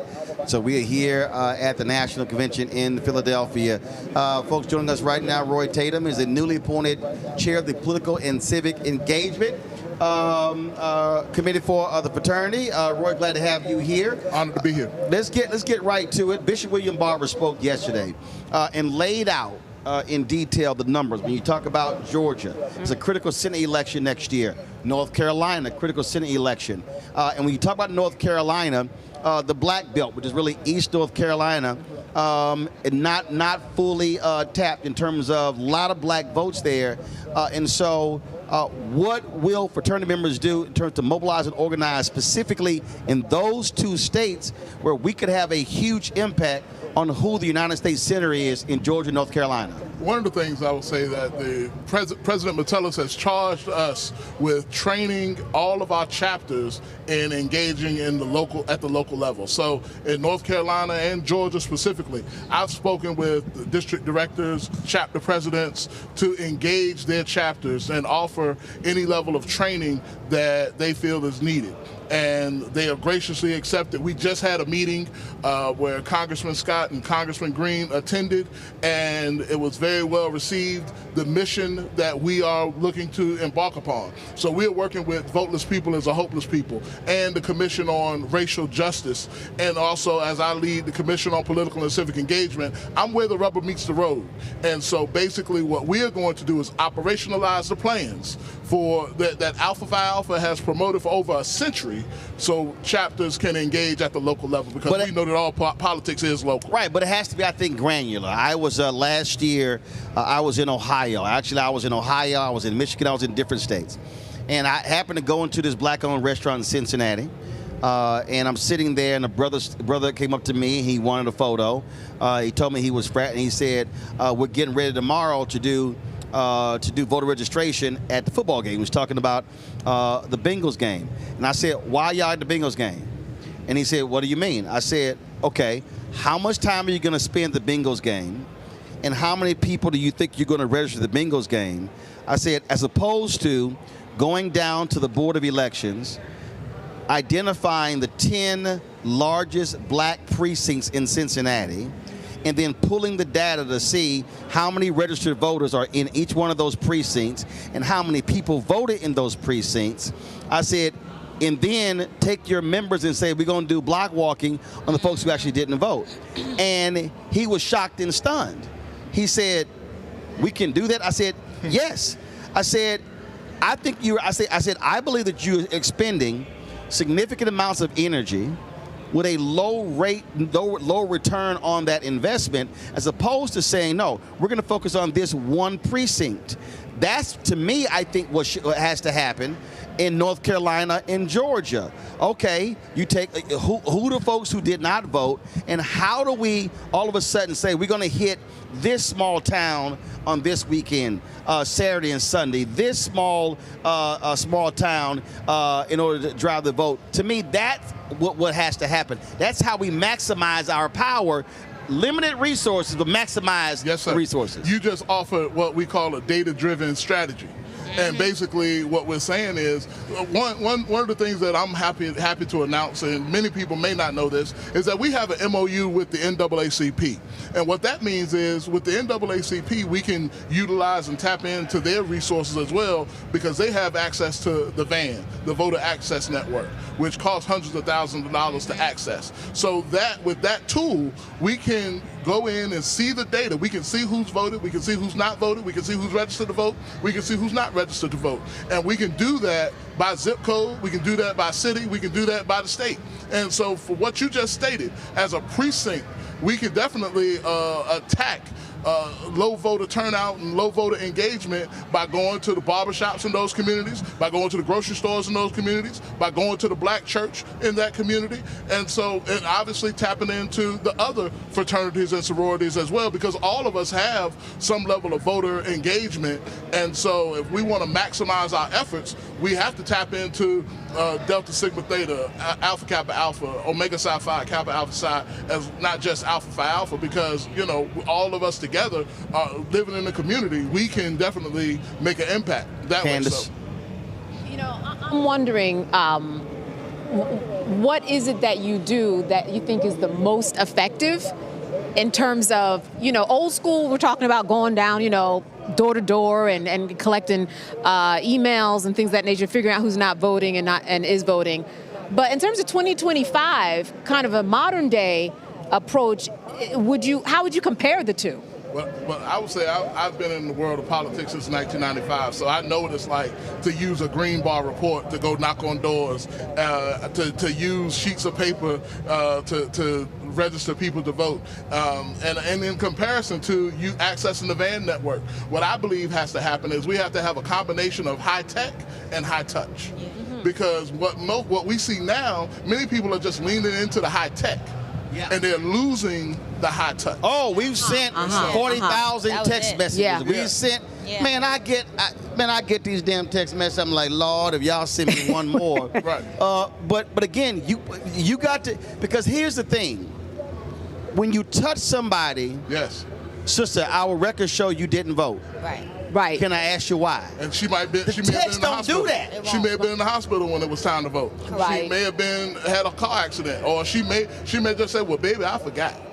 That's or she may say, "You know what? I ain't hear from nobody." There you go. See, again, to me, I think sometimes you can be so new school that you act like old school don't work. But it does. And that's why people lean into the high tech. Plus, it's easy. You ain't got to be in nobody's face. And most people, you know, here's the thing. You know, people can say that they're supportive of a certain candidate until you get into their face and say, why? Right.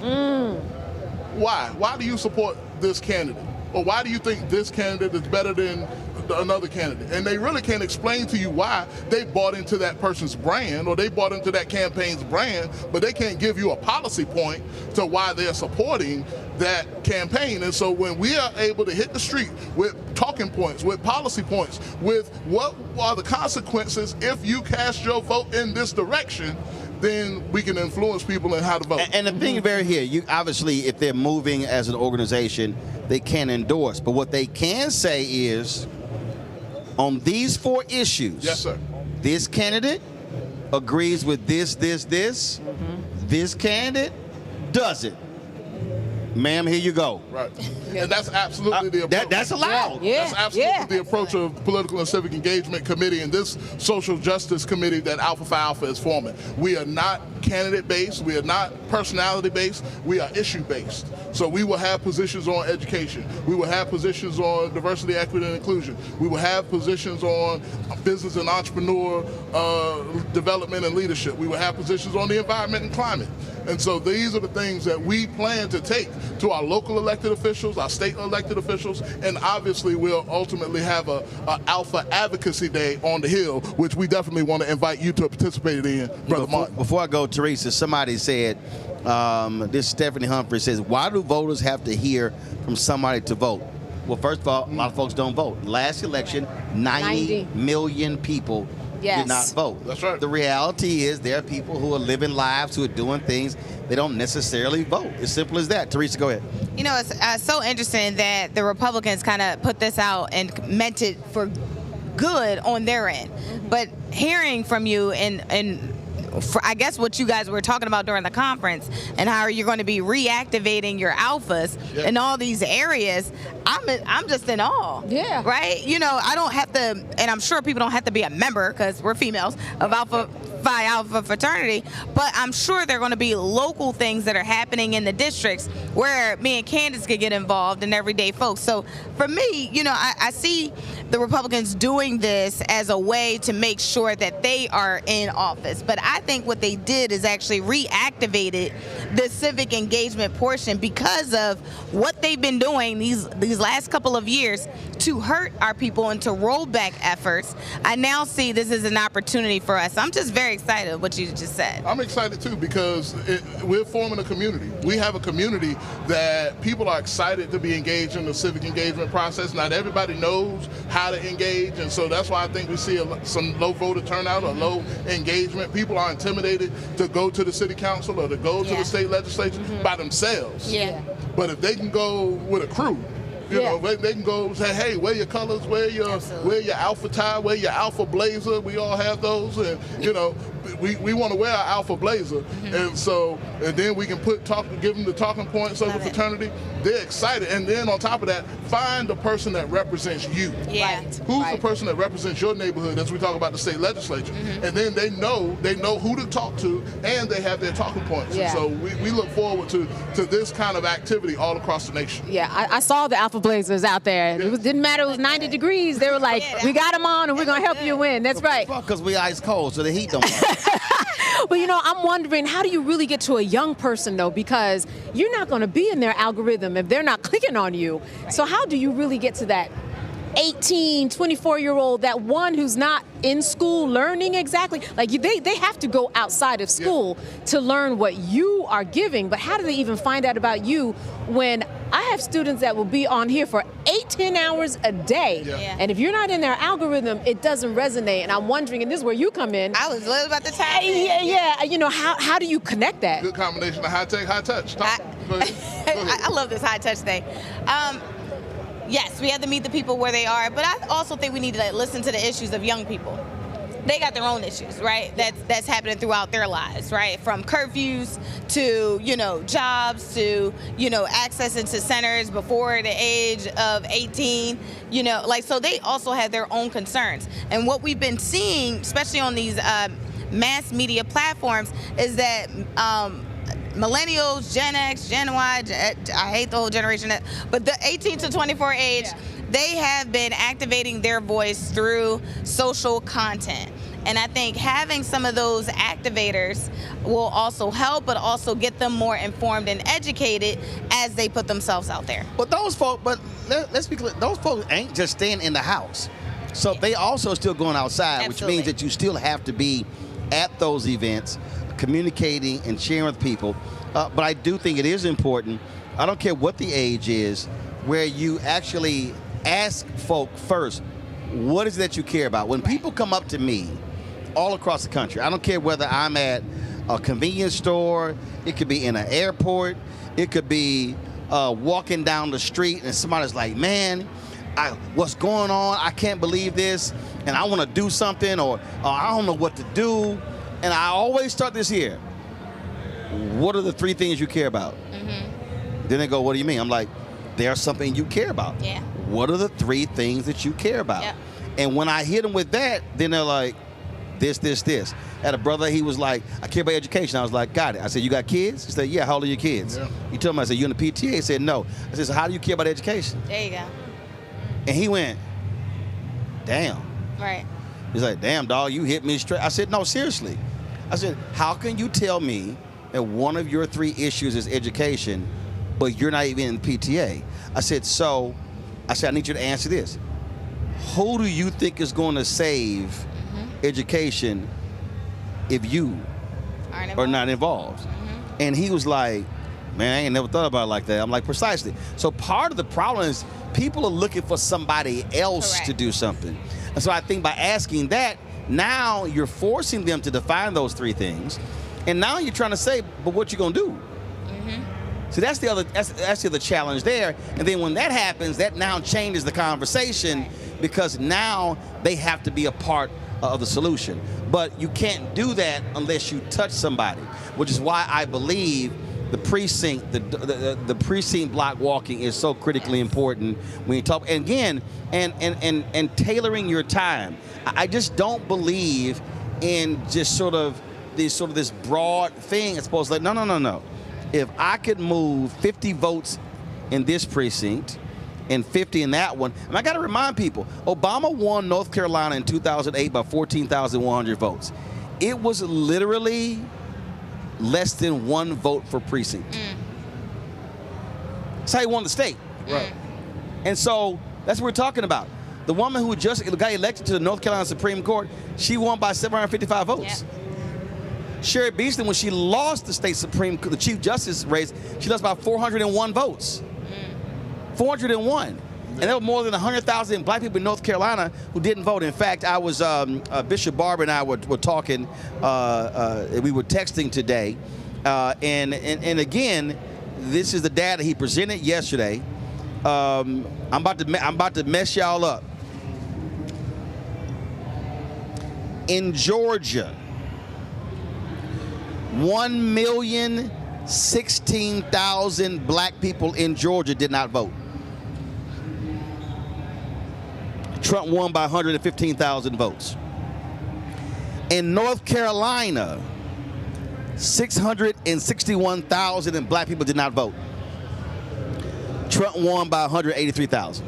Our silence is literally killing us. Yes. Yeah. Our silence is literally killing us. 661,000 in North Carolina. Yeah.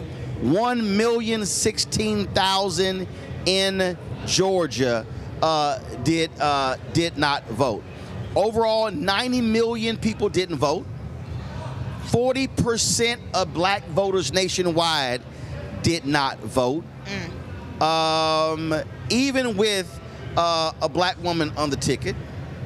70% of white evangelicals voted for Trump. And Mike Johnson is the Speaker of the House, and he's Speaker of the House by 7,000 votes. They won the seats that gave them the House. They won those seats by 7,000 votes. That's why every little, that 20 here and 30 here, that's the election. 2 things, the 20 here and 30 here, you know how we do, we tell 20 and 30 other people, so it's not just the 20 and 30, right? It grows, and that's how we talk. But the other thing is this, we have such a serious messaging problem in that even when you say those numbers, if I'm someone who doesn't really understand the power of my vote, and I'm going out on a day-to-day in my community, and I'm being treated like I do not count. And I'm being told I do not count because I didn't get the loan, I didn't get the house, I can't, my loan has doubled, for my student education, my kids, might be on opioids, I don't have insurance. All of that is very, very defeating, and I think that's the balance that we are dealing with. The messaging really, and the things that you're doing, that's why it's so important, because you continue to hear that message, then you can fight the other messages that people are continuing to tell, even us on any given day. Right. But we kind of have different tools in order to deal with it. We understand that life be lifing. Yeah, exactly. That's it, exactly. And so the thing is our votes, our voice, help make our lives better. Yeah. And that's the translation that I don't think a lot of people get. But that's why I keep saying the organizations have to actually do it. That's right. Because what happens is if you're waiting for the candidate to do it, then it's not going to happen. And so that's why what I keep saying to the organizations, this is where we can fill the gap because, again, we are self-funded. We can handle ourselves. We can be in control of that, and we don't have to ask somebody's opinion. When we do it, we're not asking some white's campaign strategy. Right. We're not asking them, hey, please, pretty please, can we do this? We're like, yeah, we're going here. Mm-hmm. And that's why I keep saying to people, if you want to give money, all right, give money to groups that are actually doing it. When you support Black Voters Matter, we know that money is going to folk on the ground. It's going to Black-owned media. It's going to Black strategists. That's the whole point. I just think a lot of people don't understand that. Yep. All right. Roy, we appreciate it. Thanks a lot. Thank you. All right, folks, got to go to a break. We come back. A couple more things we want to talk about right here. We're at the Alpha Convention in Philadelphia. You're watching Roland Martin Unfiltered on the Black Star Network. Again, don't forget to support the work that we do. Join our Bring the Funk fan club. Your dollars make it possible to do the work that we do. And understand, I tell people all the time, y'all, none of this stuff is free. Driving our vehicle down here wasn't free. The gas wasn't free. The driver ain't free. The staff ain't free. The power ain't free. And so we talk about having our own and building our own. That's actually what it takes because we're not funded by millionaires and billionaires. We're fighting these ad agencies every single day when it comes to resources. So your support absolutely is critical. If you want to support us via Cash App, use the Stripe QR code. You see it right here on the screen. Click the Cash App button, the pay button to contribute. You can also use that QR code for credit cards as well. Check some money order. Make it payable to Roland Martin Unfiltered. Send it to P.O. Box 57196, Washington, D.C. 2003-7-0196. PayPal, R. Martin Unfiltered. Venmo, RM Unfiltered. Zelle, Roland at RolandSMartin.com. Roland at RolandMartinUnfiltered.com. We'll be right back.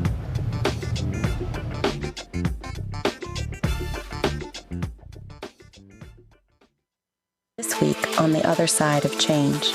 We're digging into the immigration crisis that's happening here right now. It can impact each and every one of us. We're going to break down the topic of this constitutional crisis that is being led by the Trump administration and what you, as ordinary citizens, can do to speak up and speak out to fight back. This is The Other Side of Change, only on the Black Star Network.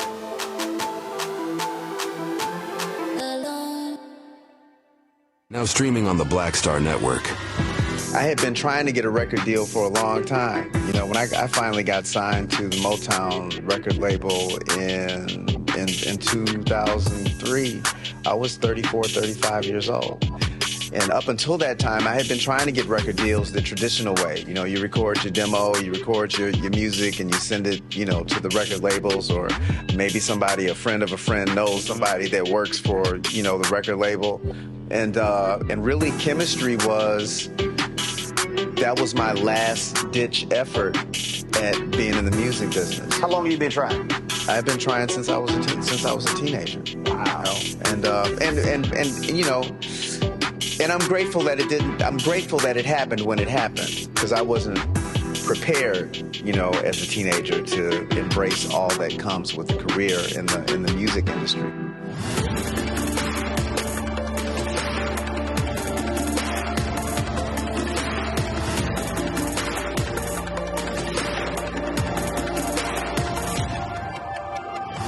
Hello, I'm Isaac Hayes III, founder and CEO of Fanbase. Listen to what I'm about to tell you. The window to invest in Fanbase is closing. We've raised over $10.6 million of our $17 million goal. That means there's room for less than 6,370 people to invest in Fanbase for the average amount. The minimum to invest in Fanbase right now is $399. That makes you an owner in Fanbase today. Go to startengine.com/fanbase to invest. Why? Because current social apps have taken advantage of users for far too long, with content suppression, shadow banning, harmful racist content, and no real tools for monetization and equity. Fanbase has over 1.4 million users and counting, allowing anyone to reach all their following and monetize their content from day one. Social media is the new TV, and whoever owns the apps that distribute that content have the opportunity to own potential billion-dollar companies. While big platforms with uncertain futures are failing to serve their users, Fanbase is stepping up to fill the gap. Don't wait until it's too late. Invest now, invest for yourself and your future. Go to startengine.com/fanbase and own the next generation of social media.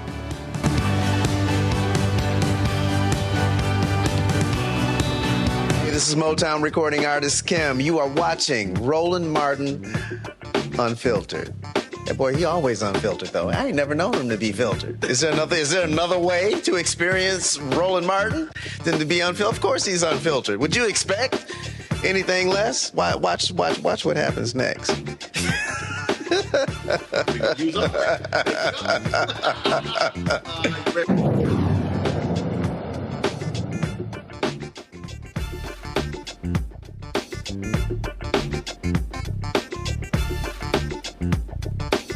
Live in Philadelphia at the Alpha Phi Alpha Fraternity Incorporated National Convention. Folks are getting ready for the Step Show on this Friday. We are glad to be here, of course, talking, doing our show, talking about all the great things that have happened, not only with Alpha, but also just with all of the stuff that we are covering as well. And so we are just, again, glad to be here. So let's talk about a couple of things, folks. And y'all know we always talk about the importance of black-owned media. And the reality is we are living in a very different time today. We see what is happening in this landscape, dwindling voices, if you will, especially when it comes to black talk radio. And here in Philadelphia, WURD radio has had to deal with that. They recently had some layoffs that have impacted the station, and a lot of people are concerned about that. And we talk a lot about it on this show. Y'all, media is driven by advertising. That's right. And the reality is $350 to $400 billion is spent every single year on advertising. Black-owned media gets anywhere from 0.5 to 1%. Okay, I want you to hear what I just said. That's all black-owned media. That's, take your pick, that's Urban One, that's Black Enterprise, that's Essence, that's everybody. 0.5 to 1%.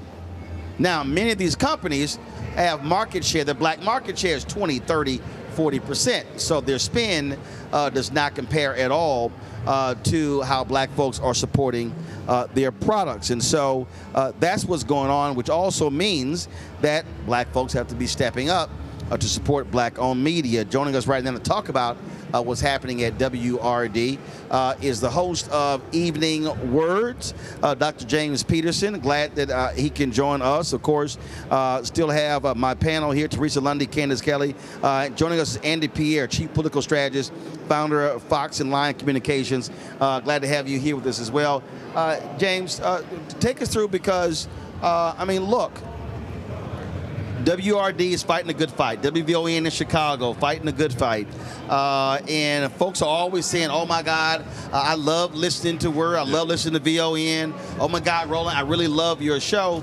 And that's one of the reasons why, like when I purposely said, yo, the power is going to cost us $1,800. That's a real Well, the lights deal. are bright, bro. The lights are bright. Well, damn right, the lights are bright. You damn right. Pay for that. Right, because I paid for some good ass lights. You absolutely right. Those lights cost about 10 grand.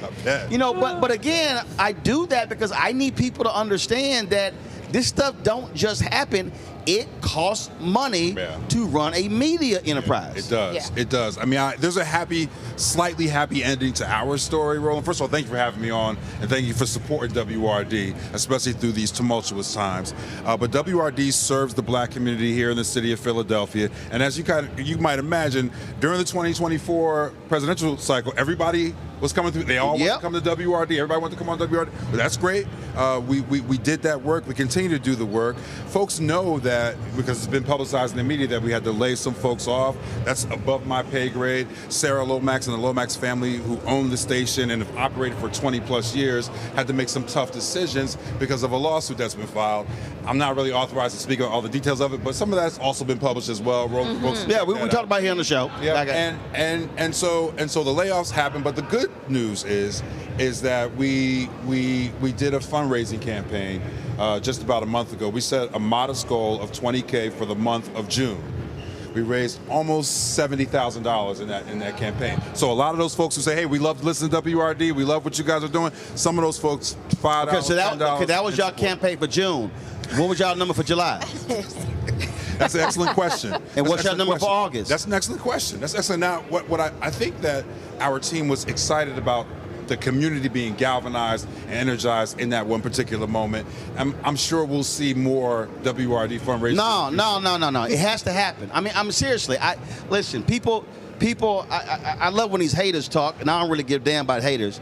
Oh man, you always begging for money. I'm like, cause bills are monthly. Yes, they are. The reality is, in my office, we don't have regular Wi-Fi. That's right. We got fiber. That's right. That fiber costs me $2,500 every month, whether we are in it or not.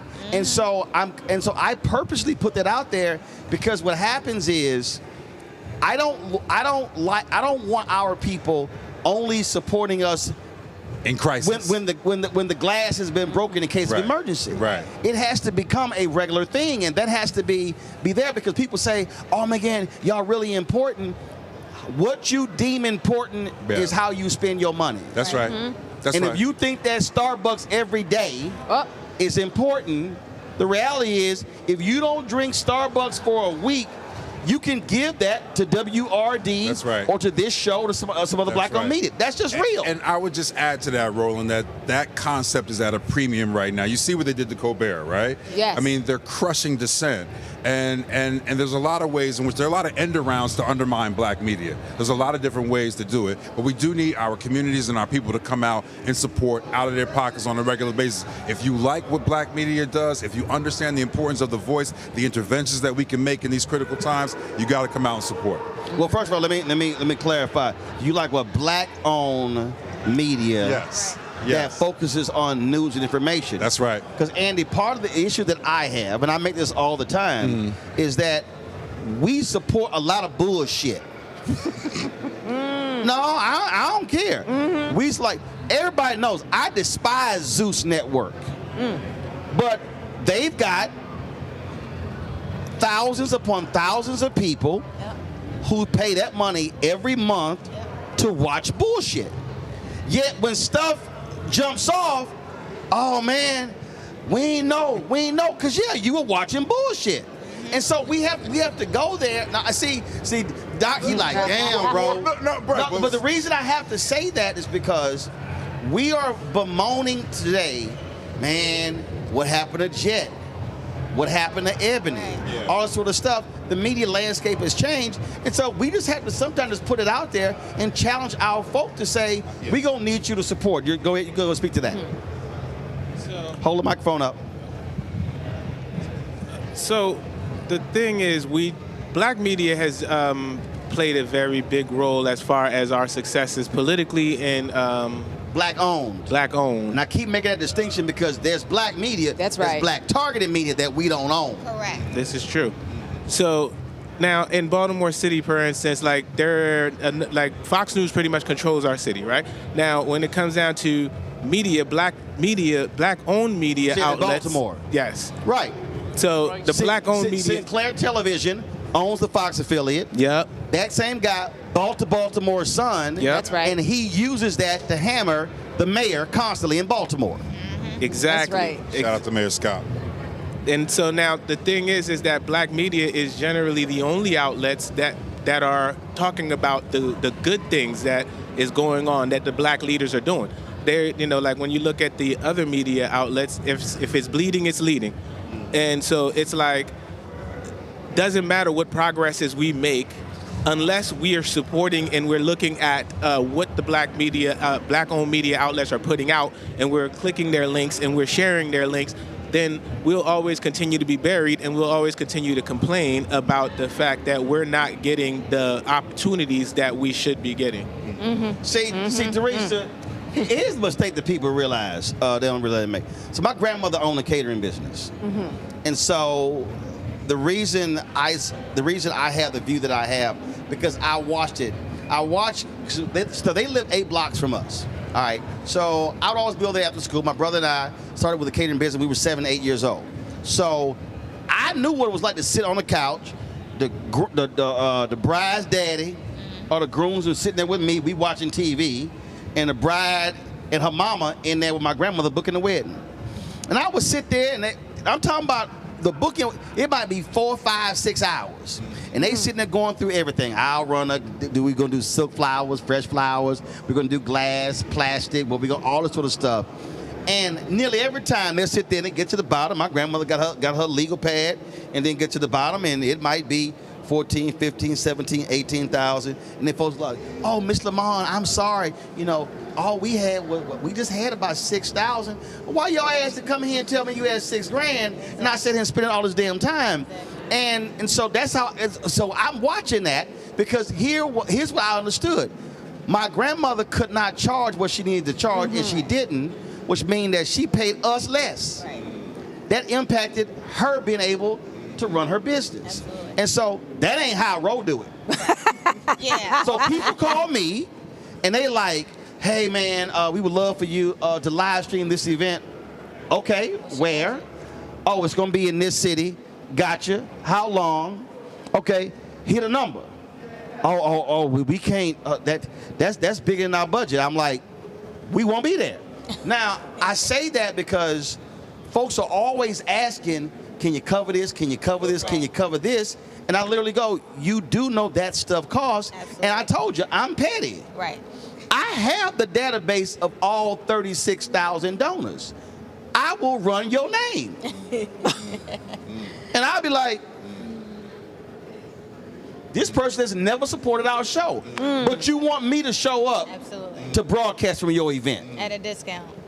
Yeah, you know, Roland, you're totally right. And, you know, as a fellow business owner myself, you know, I think when it comes to wholesale deals, we can only do but so much, right, at a certain time.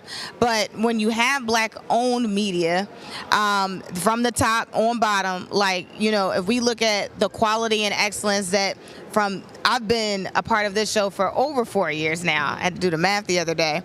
And seeing it from a team of 2 to evolve from 10 plus. We didn't have these lights. And didn't have these lights. We didn't have these cinematic cameras. We didn't have these cinematic, like we got Netflix quality. That $5,000 fly pad. Absolutely. Okay, absolutely. These monitors are new. Absolutely. I'm right. But as you grow. So and that's the point. So again, and I can only take from my experience of seeing, you know, Roland just open the door of opportunity, right? I was brought in by a friend. That friend introduced, and you can't not have a voice when you're sitting alongside of Roland, you know. But what I will say is the growth has come like just as a very fast pace, and it's incredible to watch. So when people are reaching out, and, you know, I'm looking at the camera here, when you're reaching out and asking those, you know, to bring that same funk, that energy, you know, it is a cost, because what you don't want is somebody to come there and they're not giving you that excellent quality. So I totally get it. It's the same thing with our services. I have a nonprofit rate, I have a corporate rate, and I have a. Okay. I don't have 2 rates. I got one rate. We got a nonprofit rate. Because the invoice ain't 2 invoices. It's 1 invoice. Well, maybe I got to step it up, you know? Well, but see, I need people to understand why I'm so hardcore on this, because if WRD disappears, right? If VON disappears, right? If the Philadelphia Tribune disappears, right. we already see right now how we've been decimated in black-owned media. Yeah, that's right. And folks sit here, and I have been saying for 2 decades now, Candace, we will rue the day. That's right. When we do not have black-owned media, and we're having to go ask somebody white for permission, can y'all please cover our stuff? Crazy. That is not a day we want to see. No, and it is not a day that's going to happen in this administration. Right. And when we talk about Stephen Colbert or PBS or anybody else who is going through financial struggles, let's talk about Trump and suing the Wall Street Journal, and Trump and suing and winning against ABC, and Trump suing Paramount, which we know is connected to Stephen Colbert. Yep. When we look at that, we know that diversity of thought is something that the powers that be do not want. And the emphasis is on the word power, because they have the power to tell a Stephen Colbert that you're going to be off the air. Crazy. But the other thing is that we have to understand the numbers, and that when we talk about media like you, we are talking about Stephen Colbert on a good day was averaging 2.5 million. Roland, we know your numbers are good. We know your numbers are that good too. People have to understand, once again, the power that they have in order to go out there and do on their own. But it has to be Black-owned media, or else somebody can come and shut you down. Yeah, absolutely. Because they're shutting the white boys down. Because see, on the radio side, you had WBLS in New York. Yep. So when Inner City Broadcasting, Percy Sutton family owned it, but then when they got sold, guess what?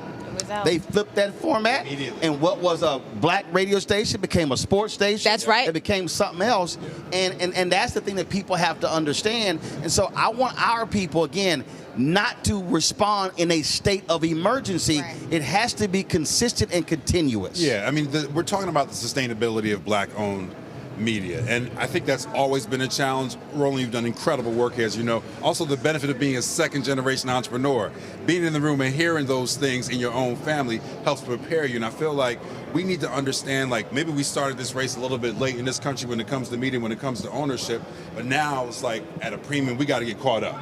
And that sustainability that we're talking about is like, listen, we engage the community. We get a lot of requests to come out and do live remotes as well without people fully acknowledging the cost of coming out and do a live remote. We try to do those things as much as possible to stay engaged, but some of this is about giving our community the critical media literacy to kind of understand what the context is, because again, I believe people will support as long as we tell them what it is, what we bring to the table, and how they can support it. And as long as you ask, you got to get that PBS model. You got to ask. You literally have to ask.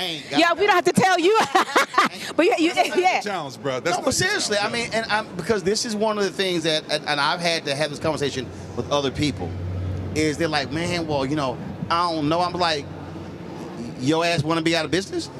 No, I have to be hardcore people like that, because the reality is it all cost. And what happens is, in too many of our cases, and I tell black people this constantly, we love to talk about, and we carry it as a badge of honor. Man, we've done a whole lot with little. I ain't trying to have that conversation. No, seriously. I hear you. It's a conversation for Right. I don't want to survive conversation. I want to thrive conversation. And so like when we started, so when we laid out, it actually really was, I said we're going to do a for-profit, but it really was taking a nonprofit model by saying we have a fan club. And when I started, I also made clear, and I don't know exactly how y'all are doing it, but this is how I did it. I said, listen, be clear. We ain't sending you no stuff. No, I was like, yo. I said, if I gotta send you hats, mugs, tote bag, I said, swag costs money. Postage costs money. So the reality is, if you gave $50, I said it might be $10 left. So I said, when you send money, you're investing in the show, and what are you getting? You're getting this 2 hours a day, 4 other shows, plus the live stuff that we covered. See, when people are watching us cover this congressional hearing or this live event, or this convention, they don't realize that I have to pay Associated Press $150 grand a year. When people say, man, I love the app, that's $140,000 a year. I run down the cost, because people need to understand that this stuff is real. So when you give, folks like, oh my goodness, man, I love you guys. It's not a Sprinter, but I love your new vehicle. That was $284,000. And so we can't do what we do if the support is not there. Absolutely. And again, that's how we have to be. And so it's critically important at folk in Philadelphia support the station, and we also have to be hardcore in telling folk, I'm sorry, we're not gonna be there. No, seriously, I ain't got a problem saying no. We can't make it happen. No, right. No is a complete sentence. Yeah, I think it's a delicate balance, Roland, between... Ain't delicate. I think for us, it's a delicate balance because, number one, remember, Philadelphia is the poorest big city in this country. It is. No, hold up. No. See, Doc, hold up. See, you gonna make me... First of all, what little youth group you in? Uh-oh. They said this is why I couldn't be on the show. What's that? What's that? I can't see it, Moby. What's that? Omega Psi Phi. Oh, yeah, because I don't even read the letters. I don't know what that has to do with WRD. Right, see, let me tell you right now. See, here's the mistake. So seriously, this is the mistake you just made. One, April 3rd, 1968, Dr. King said in Mason Temple's last sermon, he said, individually black people are poor. Yes. He said collectively, we're one of the largest economies in the world. Without question. So the mistake that we make when we start with the premise, we're poor. No, we're not. Yeah, let me finish, bro. I'm not coming from a deficit model. I'm giving you some context. The poverty rates in Philadelphia do matter in terms of the communities that we serve. We're not going to stop serving some of those communities, right? The organizations, nonprofit and otherwise, that work with them are sometimes our partners in the work that we have to do. I got you. It is a delicate balance to serve the community on the shoestring budgets of black-owned media. And what I'm saying is that's cute, but I disagree. Because the bottom line is this here. If somebody says, man, I really love what y'all do, can you support with $1? Exactly. See, you can't keep telling me, man, this is so valuable, this is so needed. And I'll literally say, can you not buy one soft drink? Right. For one, there are people who give us $1 a month. Wow. That $1 is just as powerful as the person that gave me 1,000, because if 100 people give me $1 a month, that's $1,200 a year. Yeah. See, and when we do that, the person's like, damn, I ain't never thought about it. Yes, I'm asking you, if you think WRD is so valuable, I'm asking you not to buy a bag of chips once a month. No, that's how we have to reduce it. Legit. Yeah. And the person's like, damn, I ain't never really thought about it like that way. To me, that's how we have to do it. Because if you say it's that important, don't buy one bag of chips a month. That's all. I ask you, don't buy. That's $2.79. Yeah, bag of chips is $2.79. You throw in tax. Yeah. So I'm asking you, send us $3. This is some expensive chips. Lord have mercy. But that's the truth. But you know what? I think that also people need to understand this whole idea of legacy media, and that what WURD is, what you are, the seeds that you planted. What were you, 2019 when this kicked off? 18? 7 years in September. Yeah. So this is a new type of legacy media. When we talk about legacy media, we're talking about NBC, but this really is a legacy media. And if people understand how far that goes and what the images of seeing ourselves on television or on YouTube or wherever you might see them on your handheld, how that translates, because we know what the media has done to the black community and how we're portrayed. But legacy is also changing. So yeah, exactly. That's what it's changed. So for instance, I wouldn't call WRD a radio station. You're not a radio station. It's a platform. No, you're a media company. Because you're doing audio. But in this digital world, you can also be doing video. That's right. Yep. You can utilize AI to take what is spoken, turn those into written stories. Now you have that. So now you completely are changing. Yeah. You're going way beyond just that one particular medium. Yeah. And that's the world that's just the world that we're living in. It is. To now serve the audience. To its credit, WURD is doing that. WURD has the app. Yes. My show is on Facebook, WURD Radio, Twitch. It's definitely doing that. Hold on, but y'all are y'all on Facebook? Y'all on YouTube? We have our YouTube page is not as active as No. Y'all need to stop wasting time on Facebook. Okay, You recommend YouTube? Let me help. Oh, absolutely. First of all, Facebook demonetizes black news. They demonetize black content. Now, if you're doing entertainment and goofy shit, they actually fund that. But if you're doing news, absolutely. So y'all should be driving your folk to your YouTube channel, because YouTube's model is much more content creator friendly. Second of all, it's the largest video platform in the world. Netflix is number 2. Right. And so once you hit a certain number of hours and viewing hours on YouTube, you now qualify for the YouTube ad program. Yeah. So what I do is for our TikTok, our Snapchat, our Instagram, we drive everybody to our YouTube channel to drive that. And then because that's a program that you could call it literally passive income. That's right. But that's going to generate far more revenue. The check that we get every month from Facebook is a joke.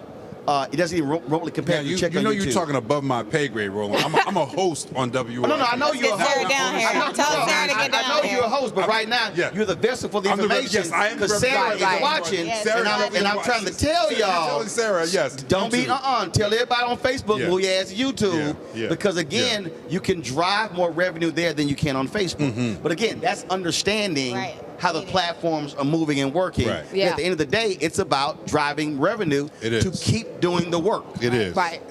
And I also find that when you are in that position, see, you know all the things because you should know all the things about the AI. And you share it. That's right. But you should also know the things. You know why?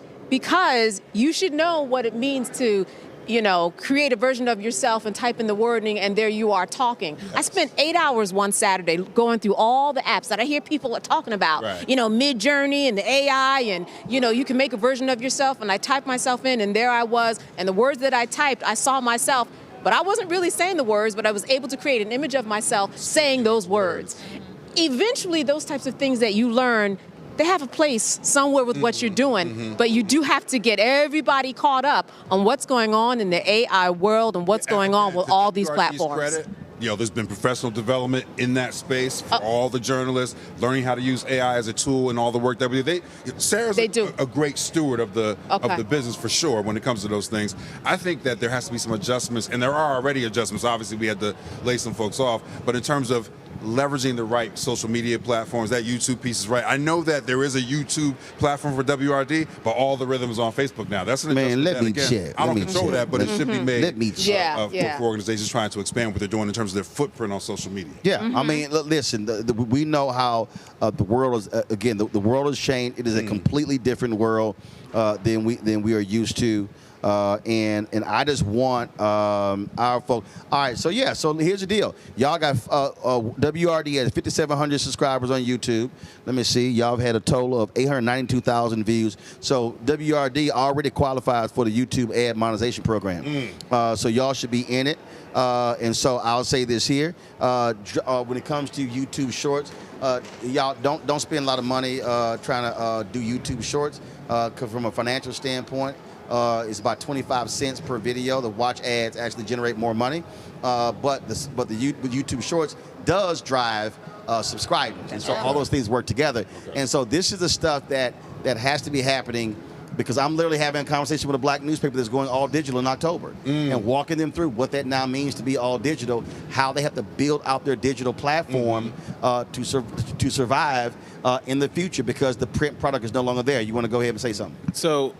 And what you're to add on to what you're saying, it's like a lot of the market penetration that has to happen in order to reach the black voters. It has to, like, the black-owned media needs to start investing in that, mostly because people don't want to go look for information. They want it to come to them. Right. And so that's where the black-owned media needs to do a better job at putting that information, putting that intel in front of people. Are. Exactly.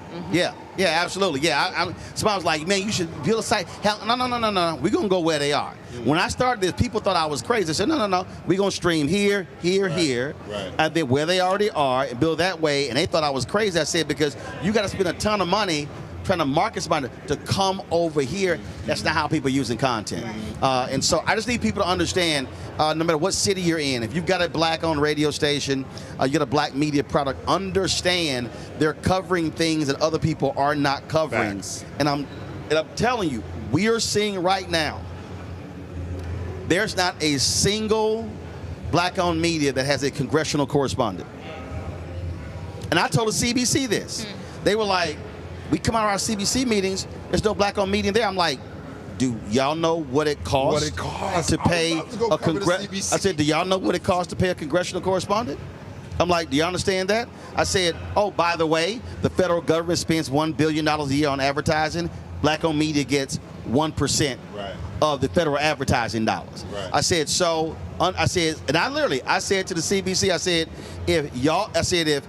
if we got, I said, let's just say 10%. I said, black-owned media gets 10% of federal money. It's $100 million.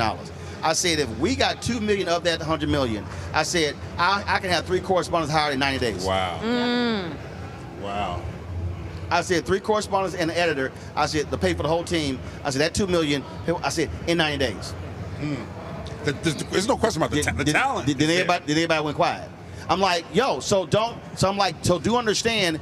This is the reason why you're not seeing black correspondents, why you're not seeing black writers. Or you're seeing correspondents get hired and then they're getting fired all in the same time. Yeah, we've seen CNN, we've seen MSNBC hosts. Now they're trying to start from scratch, right? And it's... Yeah, and it's calling me for advice. Right, and there's a cost for that, right? So, but I think, again, if they originally owned their voice, right, there's not much they could have said because you're under a parent company where there's a whole bunch of rules and regulations that you can say and can't. But if they thought about, like, the partnership, right, of forming, those relationships with independent black-owned media early on, now that they're free agents, I think that can also go a long way to just ensuring a better path of educational value for our communities. Absolutely. Well, look, first of all, if folks want to support the station, where they go? Go to WRDradio.com/support. There you go. All right, then. We appreciate it. Thank you very much. Thank you, brother. I appreciate you and appreciate the work you do. Thanks a bunch. Got to go to a quick break. We'll be right back. We're going to check with our panel about how Trump's Department of Agriculture now screwing black farmers. I keep telling all y'all fools who said Trump and Kamala were the same, y'all were dumbasses. I'll be right back.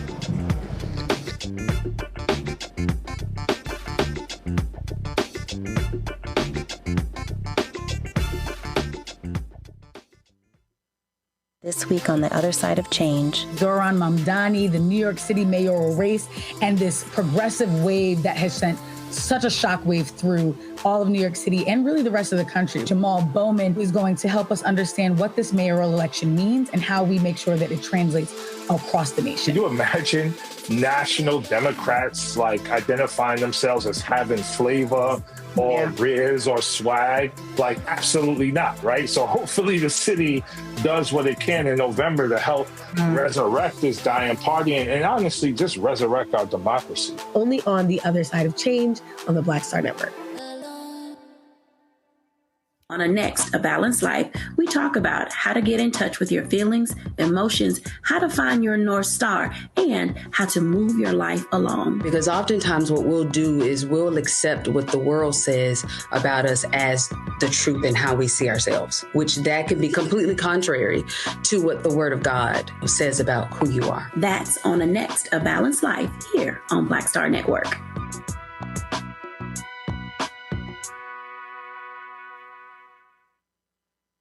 I'm Russell L. Honoré, Lieutenant General, United States Army, retired, and you're watching Roland Martin Unfiltered.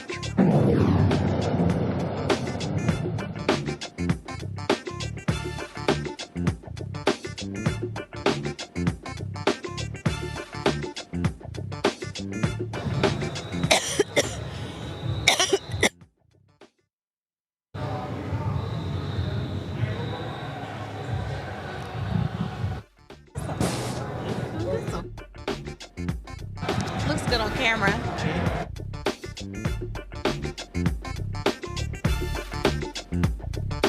Folks, the Alpha for Alpha Step show is live in full effect. Come on, Anthony, get that camera straight. All right, it's happening as we speak. We're just outside. I see Reverend Dr. Frederick Douglass Haynes just rolled through with his Alpha jersey on. Were you the? How you doing, brother? Were you the step master when you were at? We alphas. And see, people talk about Roland and say he steps like a Q. No, Q step like Roland. Let him know. Right. Ro is the step master. All right, we learned from Roland, and so did y'all Qs. First of all, we're talking about all the craziness going on. Earlier, we had Dr. WURD on talking about the Alpha Pack and how they're going to be raising money. Now looking at local races as well, not just the national races. That's it, and it's so important because, I mean, as you already know, Trump is targeting, especially in Texas, Houston and Dallas, and especially our girl Jasmine Crockett, in terms of trying to get rid of her because he can't handle her IQ. And so as a consequence, he's attacking her, going after Houston, but we ain't gonna let that happen. And so the alphas recognize what Malcolm said. You don't control your politics unless you control your economics. So we controlling the money so we can say something about the politics. All right, then. Always good to see you. And you clean as always. Well, you know, I try. I threw a little something on. I want to see you out here. Yeah, I'll be out there shortly. All right, y'all, real quick here, of course, the USDA screwing over farmers of color, ending a 35-year program that gave targeted assistance to farmers of color, even dropping the phrase socially disadvantaged. To comply with Trump's order, the USDA ended its diversity efforts across 14 programs, canceling 3,600 contracts and grants, claiming it would save $5.5 billion. It's directly impacting black farmers who make up less than 5% of the nation's farm owners. And I mean, look, I don't know how many times we've had to say this, Candace, but we kept telling these fools this was going to happen. And to listen to some of these Simple Simon Negroes telling us Kamala wasn't really black, Trump really wasn't as bad as we thought, we just being hysterical, why y'all trying to scare us, we survived him the last time, we survived slavery, we can survive this time. But they real quiet with all this anti-black stuff happening with the racists in the Oval Office. And you know what? That tracks. Here's somebody, and here are people who had everything written down in Project 25. Like you said, we've seen this. We knew this was going to come. We knew that this was going to be where we were. I just don't think people believed it. Anything that has to do with DEI, anything that has to do with you're giving me more in order to make up for what you've done for me, done to me because of the history of this country, is all going away right before our eyes. Now is the time for people to really, really pay attention. Now listen, if I were those black farmers, here's what I would do just in terms of legally speaking. Legally speaking, Trump, that administration, they don't want anything DEI. They don't want anything being decided by race or gender or ethnic origin. All right? Well then, and they want everything to land equally. Well, all right, then show us those numbers. Then it's got to be, you know, what is the average, what's the percentage of black folks, and then what's the percentage they actually stopped collecting racial data. Right. So you won't have it. I was just going to say, yeah. They stopped collecting racial data, but in terms of how it lands, if you are not going to actually put somebody out there. They're tracking no data. So you will not be able, because it happened last time, you will not be able to know how many fewer contracts we got because they're not collecting any racial data. Well, then that's going to be the responsibility of the organizations to do it on their own. Yeah. Because that's going to be key in order to rising up and saying, well, this is why we were asking for these numbers, and this is why DEI existed. See, Andy, what I have been laying out, this was shortly after the inauguration, I laid out, I said, I need y'all to understand, this is a concerted effort to defund black America.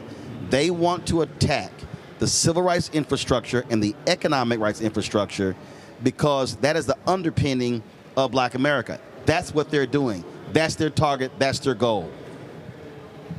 That is definitely their target, is definitely their goal, and we're not collateral damage. We are a target. Now, it's mostly African Americans, immigrants, and women who are the main targets in this thing. And with what they're doing with black farmers, that's a very concerted attack on black generational wealth because, correct me if I'm wrong, a lot of these black farms have been in the families for generations. And so when you take away the support for the black farmers, you are actively trying to reduce the amount of black wealth. I mean, you can't buy a piece of land and start farming in the city all willy-nilly. And of course, and now we see Trump talking about threatening to sign an executive order limiting NIL money. Oh, they can't stand all these young brothers and sisters getting paid all this money. It's some mad white boosters. They want to go back to that old system, Teresa. You know what? This reminds me of the clear marketing strategy of Make America Great Again. And what again meant was, you know, black folks back on plantations. We were, you know, strictly in poverty. The masters were overseeing us and telling us to do our job when to start, stop, wake up, sleep, who to be with, and who to marry. So I see this as, again, we can go back to, how great America was, and I think it was when black people were actually in position. But that, again, word for me is always the underlying, dog whistle that says all of the things that you thought you were going to win, all the things that you thought you needed to actually succeed and to help the next generation of leaders actually get by, we're actually going to snatch that away. So, I think we're at a very pivotal time. All of us outside of Roland's probably millennials. You look really.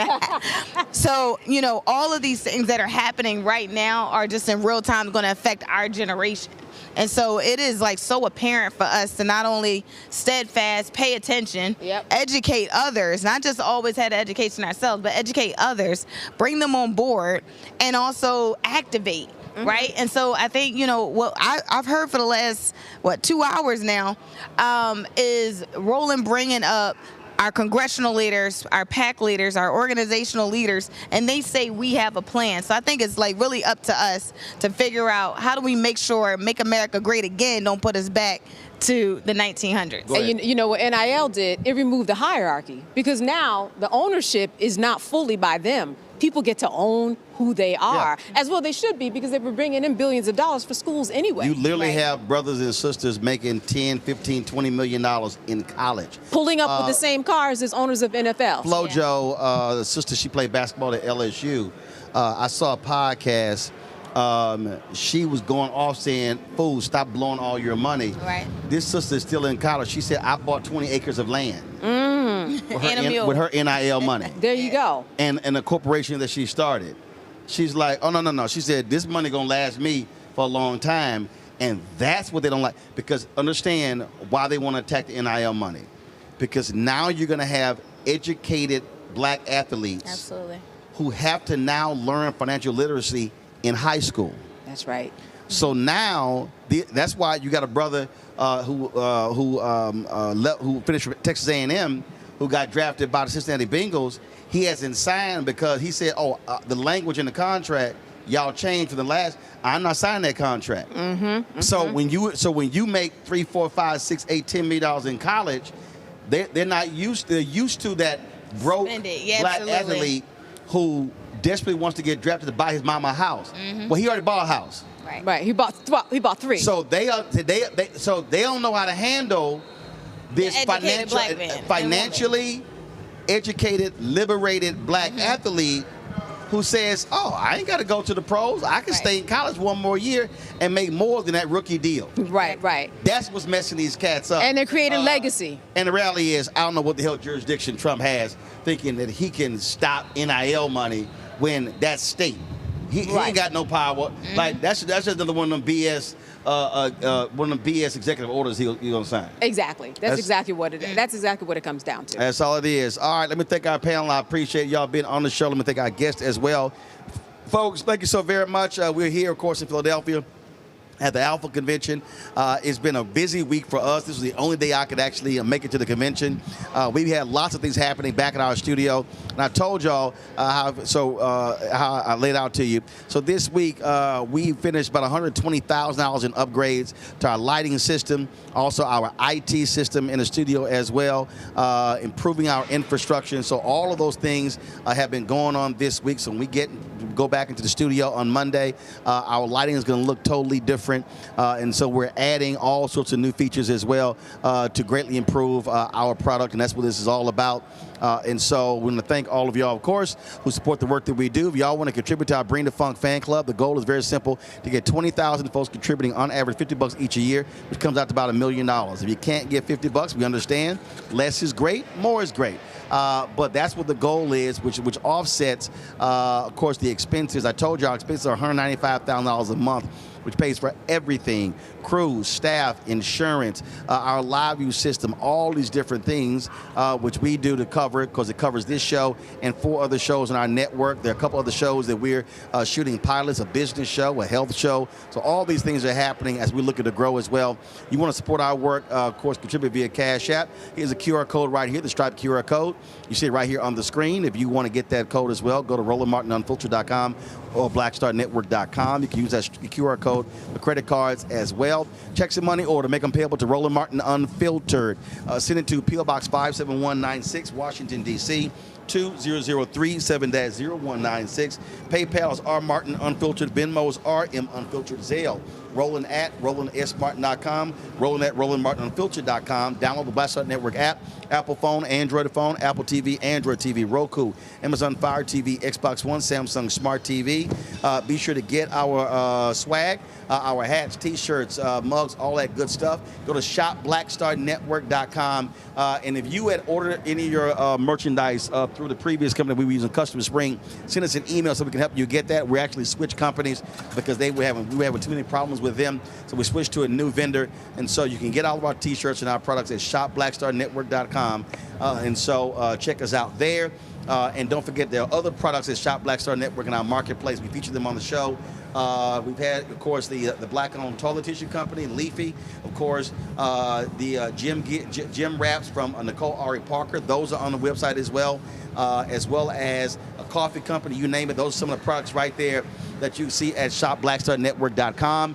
Don't forget to get my book, White Fear, How the Browning of America is Making White Folks Lose Their Mind, available at bookstores nationwide. Get the audio version on Audible. You can also check out our audio podcast through iHeartRadio. We're on all different platforms, our audio podcast. And, of course, support the Black-owned social media app Fanbase.